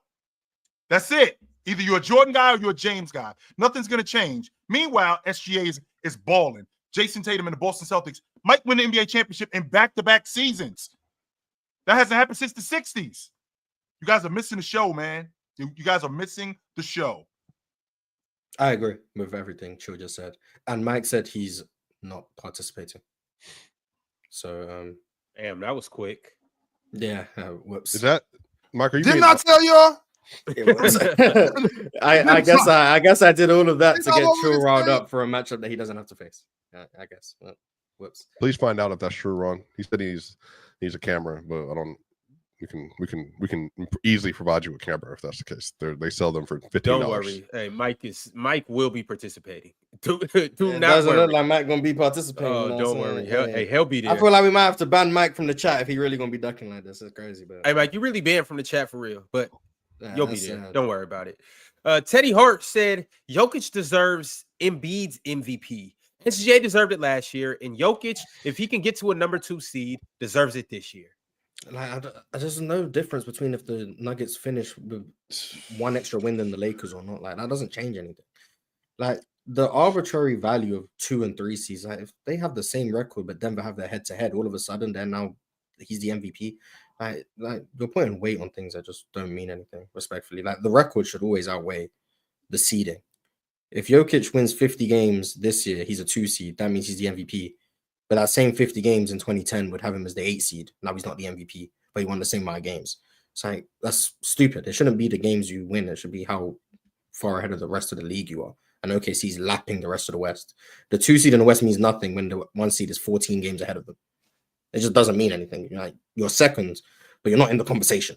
Like, you're just not. Like, you're that far behind. So it's just whatever. Well, I think respectfully, I think voters have always taken seeding into account. Some prioritize it more than others. I think voters have done a lot of stupid things, but yeah. I think win-loss totals have been included for some people, but I think seeding has always been relevant to, like, because Chill, when Jordan won 50 games in, what was that, 87? You remember what seed he was? Because the Celtics, I think, won 59 games. Were they the 4 seed or 3 seed? Were they the 3 seed in the East that year? They were the 3 seed. They were the 3 seed in '88 when. And then could Magic had a better seeding. Bird had a better seeding, and then there was somebody else that had it. Was that the Pistons? Yes, in Atlanta too. Atlanta. And then they won so he had the 5th best record in the NBA, and when he won the MVP that year. But I thought he had the 6. The 6. That's no, right. I'm sorry. I take that back. That's not true, Swiper. So the year he won the league MVP in '88, they had the 3rd best record in the East. But in overall, the East, they had the 7th. They had the 7th best in the NBA. And then, then the next year, which was the '89 season, which I thought he was better that year than he was in '88. They finished 6th in the East, and he didn't sniff the league MVP. Right, and I thought but again, I'm just Jordan. If you ask me for my money, Jordan, like when he was like at that point in time in his career, I just don't. There wasn't a player touching him. I just think he was just clearly the best in the world. But like, I understand, like, why those other players won, Magic won, and all that for sure. Mm-hmm. All right, y'all. Report just came through that Cooper Flag is more likely to play for Duke next year than for the Hornets. Nice. I ain't mad at the young boy. He's getting paid anyway. I don't hate that. There's something about getting drafted to a right situation, Chill. And on top of that, Swipe, a lot of the times when these guys, I mean, I don't know if you're familiar with this, Mars, but in years past, before the NIL, guys came out early for one reason, for the bread. Mm-hmm. That's what it was. It was for the money. Well, if I got a $2.5 million NIL deal, I don't have to leave. I can stay in school. I don't. Now, don't get me wrong. So he making more than 2.5. Yeah, that's what I'm saying. Don't get me wrong. Like when I get to the NBA, 5, 6, 7. You do have sneaker deals and things like that. But playing in college, and Cooper Flag is looking at Charlotte like, I don't want to play there. I'm playing on a better team. I'm making a lot of money. Why do I have to? Because if I'm being honest, Cooper Flag might be looking at Charlotte like, yo, shit, we might be able to beat them. But chill, here's the thing though. I don't, obviously that's a report. I don't know if it's true. And I can't understand if that is the case just because it's an incompetent organization. But just looking at things, first off, you get to stay in North Carolina. But when you look at the players, I think LaMelo gonna be amazing next to Cooper Ball. I think Cooper Flag. I think LaMelo gonna spoon feed Cooper Flag. You got Brandon Miller. He showed a lot of promise in his first 2 years. Still got Mark Williams, another Duke guy. They got a good young core. I'm really not very injury-prone players. Facts. I mean, yeah, but I mean, but you know, ownership is also part of that, and coaching. They just don't have good management either. That's the part I get. Now they got the best color commentators in the game outside of the Bulls, but. And you would think that you would think that Charlotte was rolling. Bro, they be getting to it. They be getting to it. They be excited for that 14-win team. Bro. Imagine if those dudes were imagine if those dudes were the commentators of like the Rockets, or you know what I'm saying, like a younger. Our commentators ain't bad. Well, no, I'm not comparing them to anybody. I'm just saying, like, imagine giving those dudes a squad though, like. You know, that'd be fun. Yeah, it's Del Curry and Eric Collins, bro. And Eric Collins, bro. When they get exciting, dog, bro. There's almost nobody better to listen to when something good happens for either team. Honestly, like he'll crash out for everybody. Eric Collins. Eric Collins, yeah, that dude is crazy. Hey, quick side note, Ron. Hey, Mike, don't worry about no cameras. Bring your ass. Bring your ass. Don't worry about putting on no cameras. Bring your ass. That's all I care about. Don't worry about. Matter of fact, also Mike can go without the camera. We'll make an exception for you. Bring your ass. That's what you do. Don't worry about no cameras. Just bring your ass. We'll make an exception for you. I'm gonna fight the fucking floor with this dude. I swear. Well, Mike, now you have no excuse again. No, hey, we got Mars the belt holder, we got Mike the champ, and we got Chill the commissioner. He said you can go without a camera. He'll find a reason. Go without a camera. He gonna say his Wi-Fi was bad. Yeah. All of that. He's suddenly gonna be the flu gonna come around this weekend. My camera was dirty. I ain't having no Wi-Fi. My phone broke. I ain't have clean drawers. It's gonna be something. We're gonna see. But Man Live said, if both Jokic and SGA had this OKC roster, who do you think would win in a series? OKC. I don't know. Well, first off, I know people don't. We love hypotheticals up here until we don't. But if Jokic just had, I mean, it just I don't because actually I'm not going to contribute in this. No, I don't know. I have no idea. I got Jokic in 5.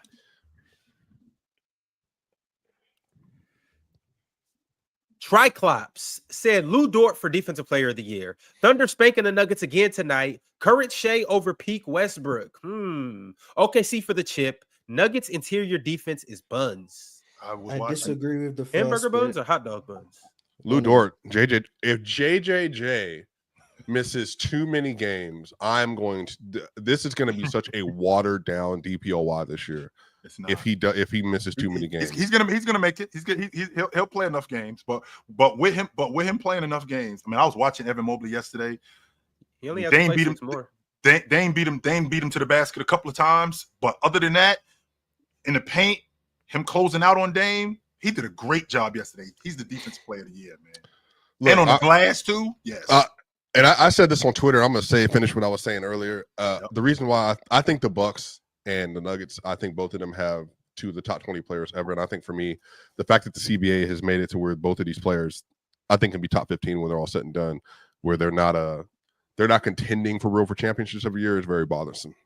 And I think Giannis has been incredible this year, man. Like the fact that he's given you 31, 12, and 6, and the defense has been way better basically since December. Like, honestly, man, they should be even better than what they are now, but I just think they're very limited on their roster. So if they're going to be out in the second round again, more than likely. But again, I don't know, bro. People believe in Kyle Kuzma now, but I just personally I don't. MP13. I'm sorry. Go ahead. I'm sorry. Keep going. Y'all leave Chill alone. You can see his veins popping out of the side of his head.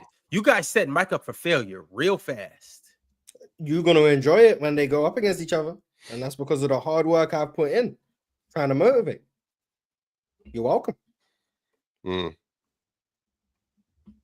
Well, unfortunately, Mike won't have his camera on, so we won't be able to see the veins popping out the side of his head. But we will potentially see a good matchup. Finn Jones said every GM builds around a skill set. Chill, ... Booth is bad at it. Every GM doesn't build around a skill set, because if he did, then why isn't Charlotte better than what they are? Who they got to build around? LaMelo Ball. What would you put around LaMelo? I would put one. I'd put a more disciplined coach around him. That's number one. Number two, I'd put. No, that's the definition of discipline. That's the definition of discipline. No, not him. No. I didn't say the. Whoa. Not the most disciplined, Mars. I said a more disciplined coach. That's what I'm saying. Okay. So just like too much discipline, but more discipline. Because what I don't want to do is I don't want to another way. I don't want to take the reins away from LaMelo Ball. I still want him to be him, but I don't want him to go off the deep end. It's kind of like, what makes you think Charles Lee isn't disciplined? I just don't think that he's there yet with this young team. I think that's the problem.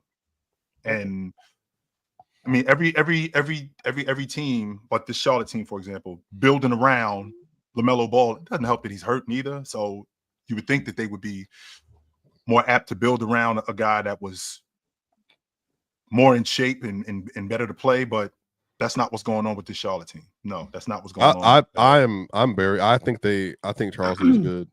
Respectfully, though, I think a lot of these young black coaches, your Willie Greens, your Charles Lees, your Jamal Mosleys, I think they're all like good at what they're doing. It's just I think the teams around them are just trash, like horrible situations. Charlotte is awful.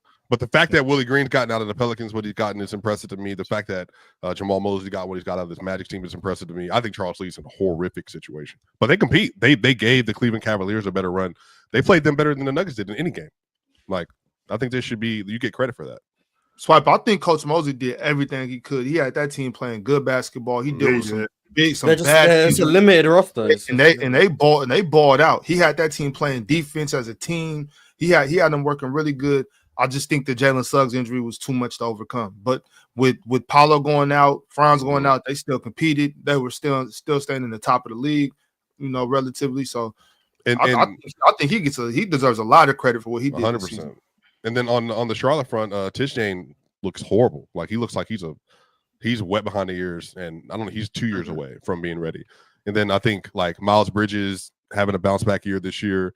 The fact that they've like Nick Smith, I think is a good player. I don't think he's worth it. But Moussa Diabate, I know Mars has talked about him. They got some players that are good on the roster, but I think his name too? Who went down? They always be comparing him to Iverson. Trey Ball? No, yeah, Ball. Well, Damian Ball came off. Well, I don't know if you're talking about him. Trey Man. I'm talking about Trey Man. Shout out Trey Man. He been injured too, though. Yeah. Also, shout out to Zach LaVine. It's his birthday today. Shout 30? Out to him. He's 30? Yep. Yeah. Somebody brought that up on Twitter. Ox, like, how is he already 30 years old, bro? Everybody remember when he came into the league and he was like super raw. 9 years in the game or whatever it is. Yeah, damn that happy birthday. They lost last night. Shout out to another Seattle guy putting on for Sacramento. Salute to Zach and Christie. He doing his thing though. I'm Zach balling, bro. Zach balling, but we lost last night, so ain't no happy birthdays going around. DSG Piccolo said, "Come on now, we know why they call him Mike the People's Champ." Do we? Yeah, we do. We know why. He said, "We know they call him Mike the People's." Yeah, Champ. we do. Yes, we do. Shout out Mike the People's Champ. Mad Max Sports Talk said, "Quote unquote, protect your center is one of the craziest basketball statements I've heard." Well, I feel like from a basketball standpoint, like we've been protecting centers for decades. It's just this center has to be protected differently than other centers. We've literally been protecting centers for decades, but I understand. I don't want to have that rim though. Yeah, protecting centers as a rim. It just goes round and around and around. I agree with you. It shouldn't go around and around. No, you make it go I round and agree around. with It's you. so cut and dry. You just refuse No, to. I'm not refusing anything. I think I also said Ox. He's the worst at it. Like I'm agreeing with you. Like it's just y'all want to go around and round about stuff. It's different. LaFlame came back around with the super chat and said Joker easily is on a top 10 trajectory. He's incredible. Also, if Bron misses first team with this injury, potentially Giannis too, who takes their spot? Bron. He has to play 7 more games. Bron's not going to miss enough games. He'll be fine. Giannis, it seems, is going to get through it on his little minutes restriction that he doing. So he should be all right. But if he doesn't, I don't know. How many more does Giannis need? Giannis he's got to play 14. Games. He's got to play 14 games. Bron's at 58 games. He's 14 of their last 18, 20-ish. I feel like Brunson will make it over before Bron. Brunson's missing another week, 2 weeks. So he should be good, though. I forgot about that. Damn. He's played 61. He should be fine. Unless he misses the rest of the year. He should be all right. But yeah, I don't know. There's just so many injuries, so many guys missing the spots. These all NBA teams aren't really the best 5 players or the best 10 players. It's just who can get through to 65. Mm-hmm. Do you have a problem with that, Morris? No, because I don't care about the accolades anyways. Yeah. I mean, just assuming that accolades matter, though. You know what I'm saying? Like, because first team, second team, third team, I think they do a pretty good job with that. I don't really have a problem with it because, like, at the end of the day, if you only play. Like, if you play 64 instead of 65, it's like, oh, okay, well, that's kind of crazy. But then it's like, okay, but if we cut it down to 64 and then someone plays 63, it's like, okay, at what point does the line have to get drawn? It's hard to find that. So I don't really have a problem with it because at the end of the day, a person who plays 67 games is probably going to provide more value over the course of the season than someone who plays 51. Even if the guy who plays 51 is better, there's just 16 extra games of value. So I don't have a problem with it. I just think if you're looking at it to tell you who the best players in the league are, I just don't think that's what it's for. But in terms of like the most valuable that season, I do think playing games is relevant to that question. So I don't have a problem with it. Well done. Marcel Sansalone said, if Mike flakes, I'll be your sub against Chill. Chill cool, but I'm tired of the Randall praise and Luka hate. You could be it right now. How about that? You could be it right now. Why we got to wait? Chill and smoke with everyone. Why we got to wait till the end of the week? You could be it right now. Right now. By the way, if you actually need a sub, just please let me know. You want a real whatever. I'm telling you, some of these meeting members are scary. I'm not gonna lie to you. They don't getting in the lines then sounds like a lot, but we can get some folks in here. It ain't sweet over here. It ain't even that crazy though. Like you just got to do your homework and do your best and whatever happens, Yeah. MP13 said we are still doing Jokic not best in the world conversations in 2025. I see we are on our Perkins shit today. I think Jokic is the best, but I think you can have the conversation. Like it depends on the conversation. I think that's a fine conversation. If you're valuing two-way impact and stuff, like Jokic does fall short, like very evidently. So it's not a crazy conversation to have. Shout out to the conversation. Specifically with Giannis, I think it's fair to talk about. Bro. I think it's fair to talk about that with Giannis. The Giannis guy, he's pretty good. I ain't gonna lie. You know what I'm saying? SGA, I think it's fair to talk about that. Maybe I understand the pushback with Jason Tatum, but I'll have the conversation. I don't understand the pushback with Jason Tatum. I don't. Nice. I don't.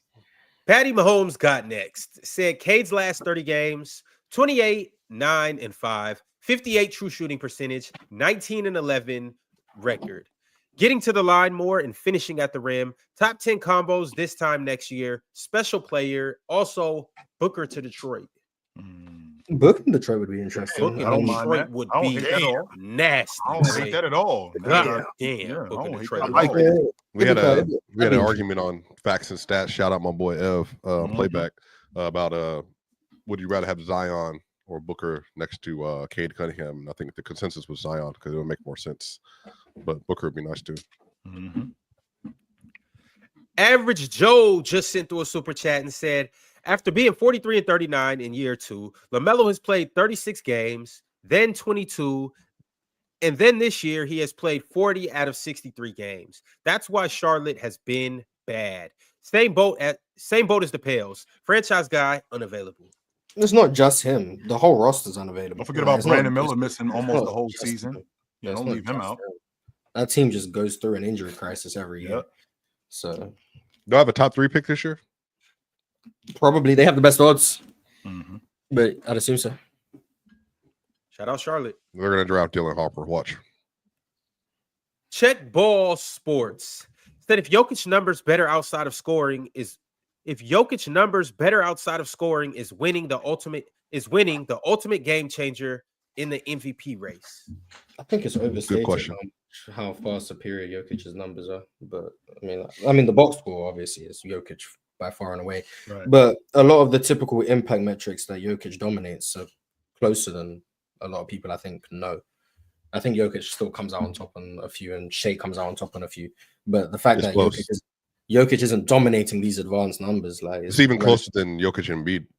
It's relative, yeah. So I feel like people don't know that, and people are still just looking at the box score, which Jokic obviously his numbers look more dominating on the box score. But in terms of like the impact numbers, they don't paint the same lopsided story that people seem to think that the box score does. So I think Shai's numbers are better than people think, I guess. Also, hashtag check ball. MP13 said, you guys are lucky. Try going to a Hindu church. You get there at 8, the session ends at 12, and then you spend 2 hours or 2 more hours to help clean up. I think I'm good. I'm straight. I was going to say something. Shout out to my South Asian Hindu community. Namaste, Shanti Apek Sato. Hello, peace be with you. Oh, nice. Namaste. Nice. I like it. Solomon said, has Chill had a chance to see Malik Monk at point guard these past few Sacramento Kings games, and what does he think? I have not. I'll be lying to you if I said I did. I have not really tapped into Sacramento as much. I saw a little bit of it early on when they traded De'Aaron Fox, and I didn't hate it. I didn't. I saw him being a better passer than I gave him credit for. But over these last couple of games, no, I have not tapped into. Malik's been out for about a week. He's been hurt. He's hurt. He's back tonight though. He's been you guys play tonight? We play New York. Yeah, no. New York. Yeah, y'all play. The Knicks are in town. That's correct. The Knicks are in town. Yeah, you guys go get a win after you blew that game. Marcel said he'll do it with you now. We need this one bad. Right, we need the last night bad. Yeah, he said he's literally ready right now. So he said, send me the link, Ron. He said he's waiting on an oil change. So let's do it right now. Waiting on, and you see me sitting right here. Okay, out of here. Ron, I changed my own oil, by the way. So we clear. I don't have to worry about that because I changed my own oil in my car. He said you're a real man. That's what he. I don't have to pay nobody $50-$60 and wait an hour. Nope, I do it myself. I'm good. Yeah, you don't put that pan underneath there. Your old driveway gonna be screwed. So make sure you bring the pan in there. I'm good. Realist 123 said it's too close to call. So when it's this close, shouldn't it be who is just better at basketball? So but it's not too close to call. In that case, I just don't think it's close. It's not. I think you guys are overselling how close this race really is. A month ago, it wasn't close to the voters. All that's happened since then is Shai has continued scoring at a ridiculous rate. Jokic has continued doing what Jokic does. And OKC have opened up the gap even more at the top of the conference. And then OKC just beat Denver. And Shai had 40. Like, I don't think you guys understand that this MVP race is not that close. Now, I know the title says the MVP race is too close to call. But the reality is it's really not. Like, I don't think it's that close. I think 80% of people have Shai. 80% of voters, I'm pretty sure, have Shai. Like, it's not that close. So I thought it was going to be one of the closest MVP races, and then I sort of went in, and I was like, I don't think this thing is going to be close, man. I just don't. I mean, I had Shai as my number 2 MVP preseason. I had Luka 1. That didn't work out, but so I was somewhere on the right lines with Shai.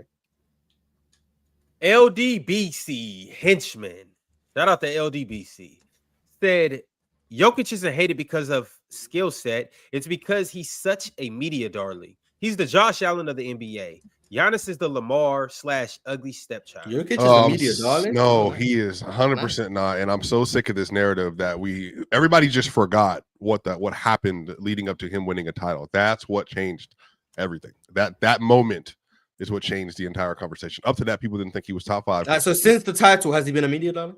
No, I don't think he's been a media darling, because I think if you look at actual ESPN, the people that actually work on television, he is not won a majority of the ESPN or Fox Sports votes. The people that work in national television, the people that like Jokic are folks that work for local markets and work for teams and like small markets. Like those are where he gets all those. That's still media though, right? That's still media. No, I know, but like the media darling, I think people mostly talk about is like when you're projected on a big screen nationally. I think Jokic gets a lot of support from people that work in smaller markets and work for teams and are local writers, because they're the ones that actually do deep dives into basketball stuff. But Stephen A's never voted for Jokic. Perk's not voted for Jokic. Like Malika Andrews has a vote. Like the only person I know pro Jokic that's like actually said he reserved to win the last 2 years is Ernie.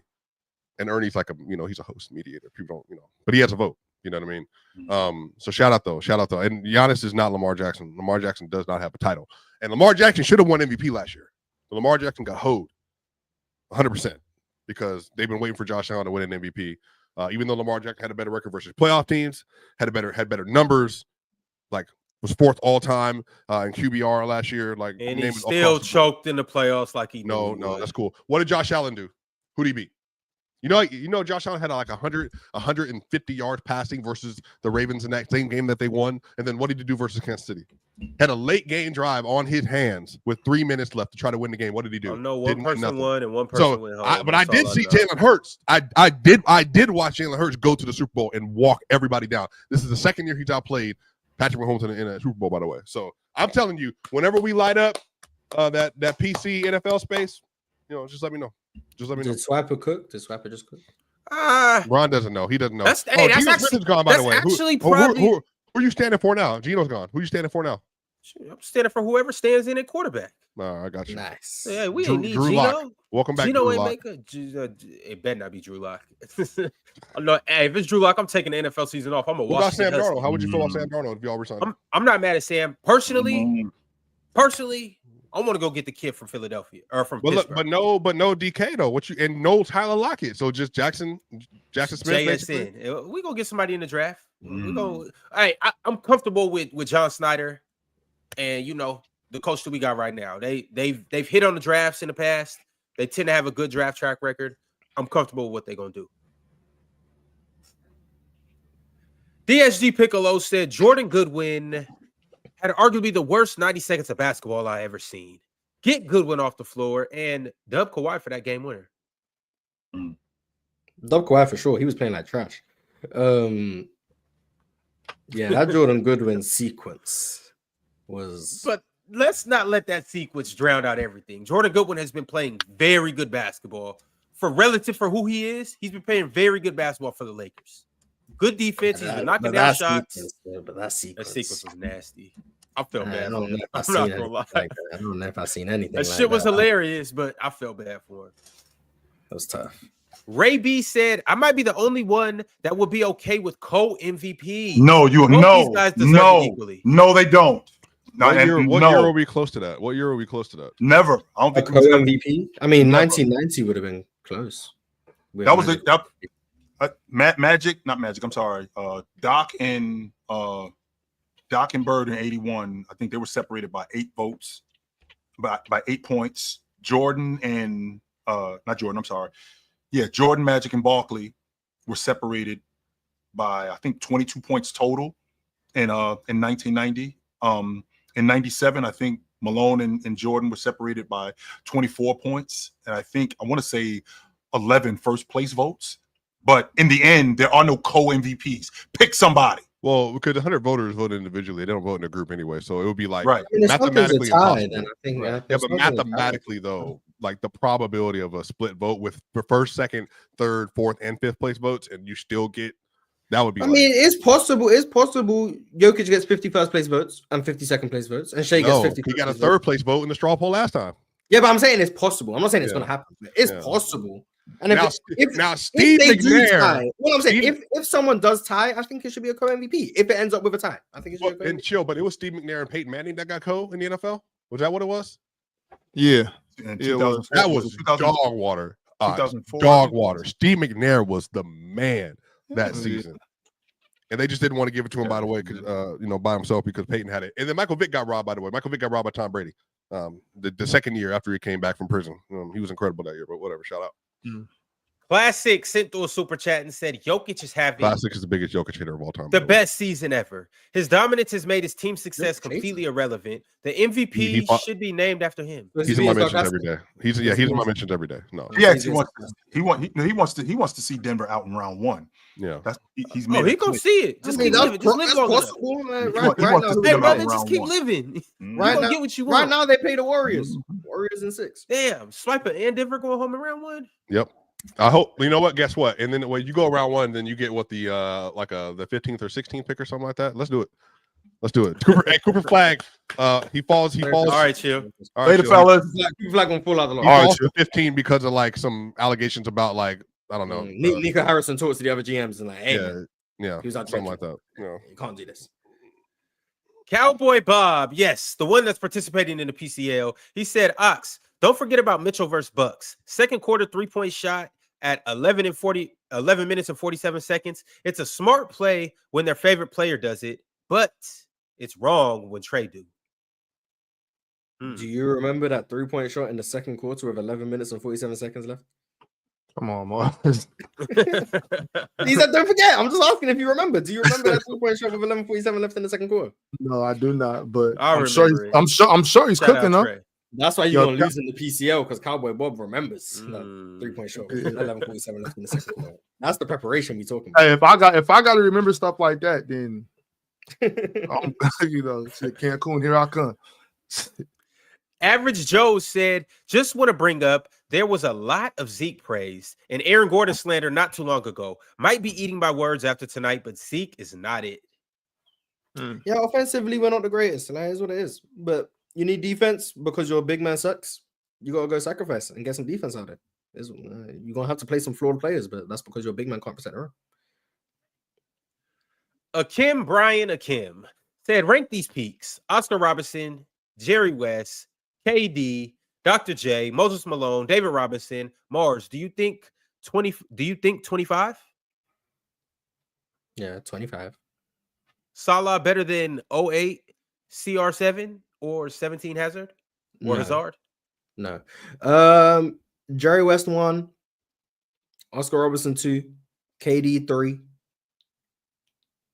David Robinson 4, Dr. J 5, Moses Malone 6.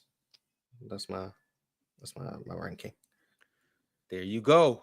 DSG Piccolo said, also Matisse coming back. Assigned to the remix for conditioning. Some good games tonight. Yeah, in fact, some good games. Houston or Matisse.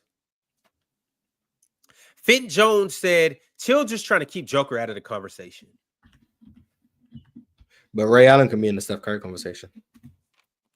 Skateboard said, this fake DPOY, man. Give it to Wemby. They booty. Shout out Wemby and shout out everybody else. Lego Rover said, how many games till Zach over Fox as a king, Ox? That's crazy. Come on, bro. Chill out. Yeah, I'm ready better. Like, I'm not feeling Fox, but we're not gonna do that. Come on, Big Ox. How many games? So is Zach no better than De'Aaron?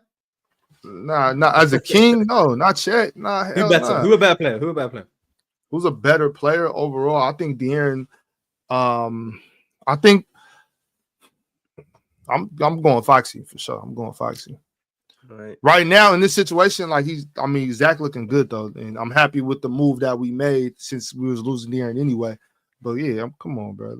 Let's relax a little bit. Yap Squad said, Chilt the tilt gonna destroy Mike.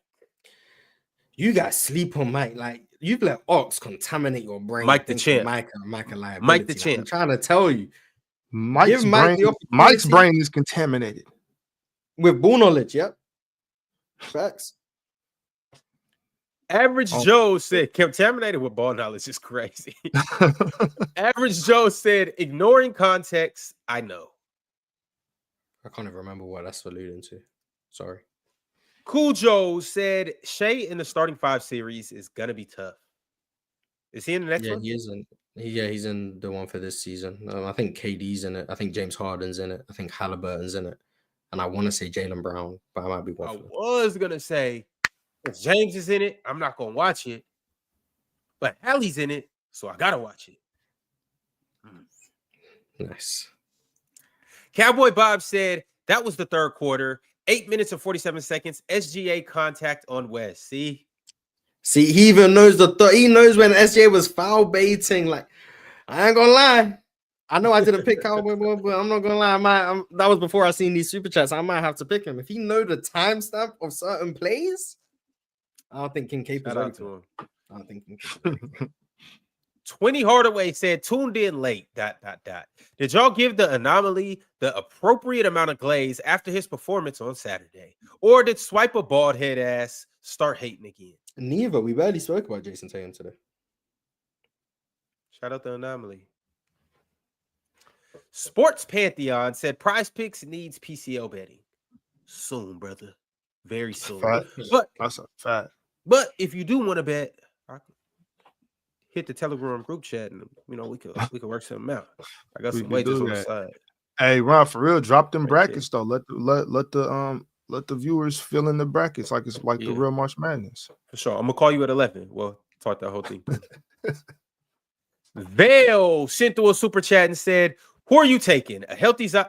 Who are you taking over a healthy Zion? Is he top 15?" Talked about this a little bit last episode. In the conversation. Mm-hmm. He around there. Anywhere from 10 to 20. Average Joe said 54 and 45. That's Doc Rivers' record as the Bucks head coach. Plus 500. Exactly. Mike the Champ said, chill. We can get a preview of the PCL on your channel. But I can't believe you're entertaining this shit, Ron. I'm not entertaining nothing. Hey, we put out a form for the wild cards to sign. Mike entered his application, and ironically, him and Chiller matched up in the first round. Mike has proven time and time again how unserious he is. Well, Big Ox, he gonna prove you wrong. All right, I hope so. Textonic said, "Who Ox got higher all time, Pippen or Kawhi?" Pippen. I'm not even close. It's Pip, man. Come on. But that's just because Kawhi tore his knee up. If Kawhi wasn't injured, he'd probably be the GOAT. Mike the Champ said Mars. Why you have me losing the pen? I just think the judge is going to favor Penn's style. Penn's monotone. He's not going to get too high, too low. He's going to be prepared. He's going to have numbers to back up his ideas. I feel like that's the sort of stuff the judges are gonna like a lot. So that's why I favor the people who I think are more well versed in the numbers. The judges are going to view that as objective proof of like the debates of the stuff they're saying. So like the eye test people, I think are going to fall behind because they aren't going to have the numbers to back up their claims. I just think that's just a style of debate. I think the judges are just going to value that stuff more. I'm just looking at it like Mars had me and Chill going out in the first round. Yeah, Swipe and Pin in the for the bracket. It's a yapping man's game. That's why I keep saying you can't judge teams by how far they go in the playoffs. Matchups is matchups. If you get a tough matchup in round one, does that make you worse than a team that goes to the conference finals with a cakewalk? I don't think so. I just think you just see a different matchup. And also, shout out to Matty Ice. Shout out to Matty Ice. Superman Real said, Doc is great at ruining any all-star guards' careers. Was he ruining Dame's career? I guess that's what he's implying. Oh, okay, cool. And last but certainly not least, before we get up out of here, I have one more super chat from Mike the Champ. He said, chill. I'm bringing the heat, and I hope your old ass is ready.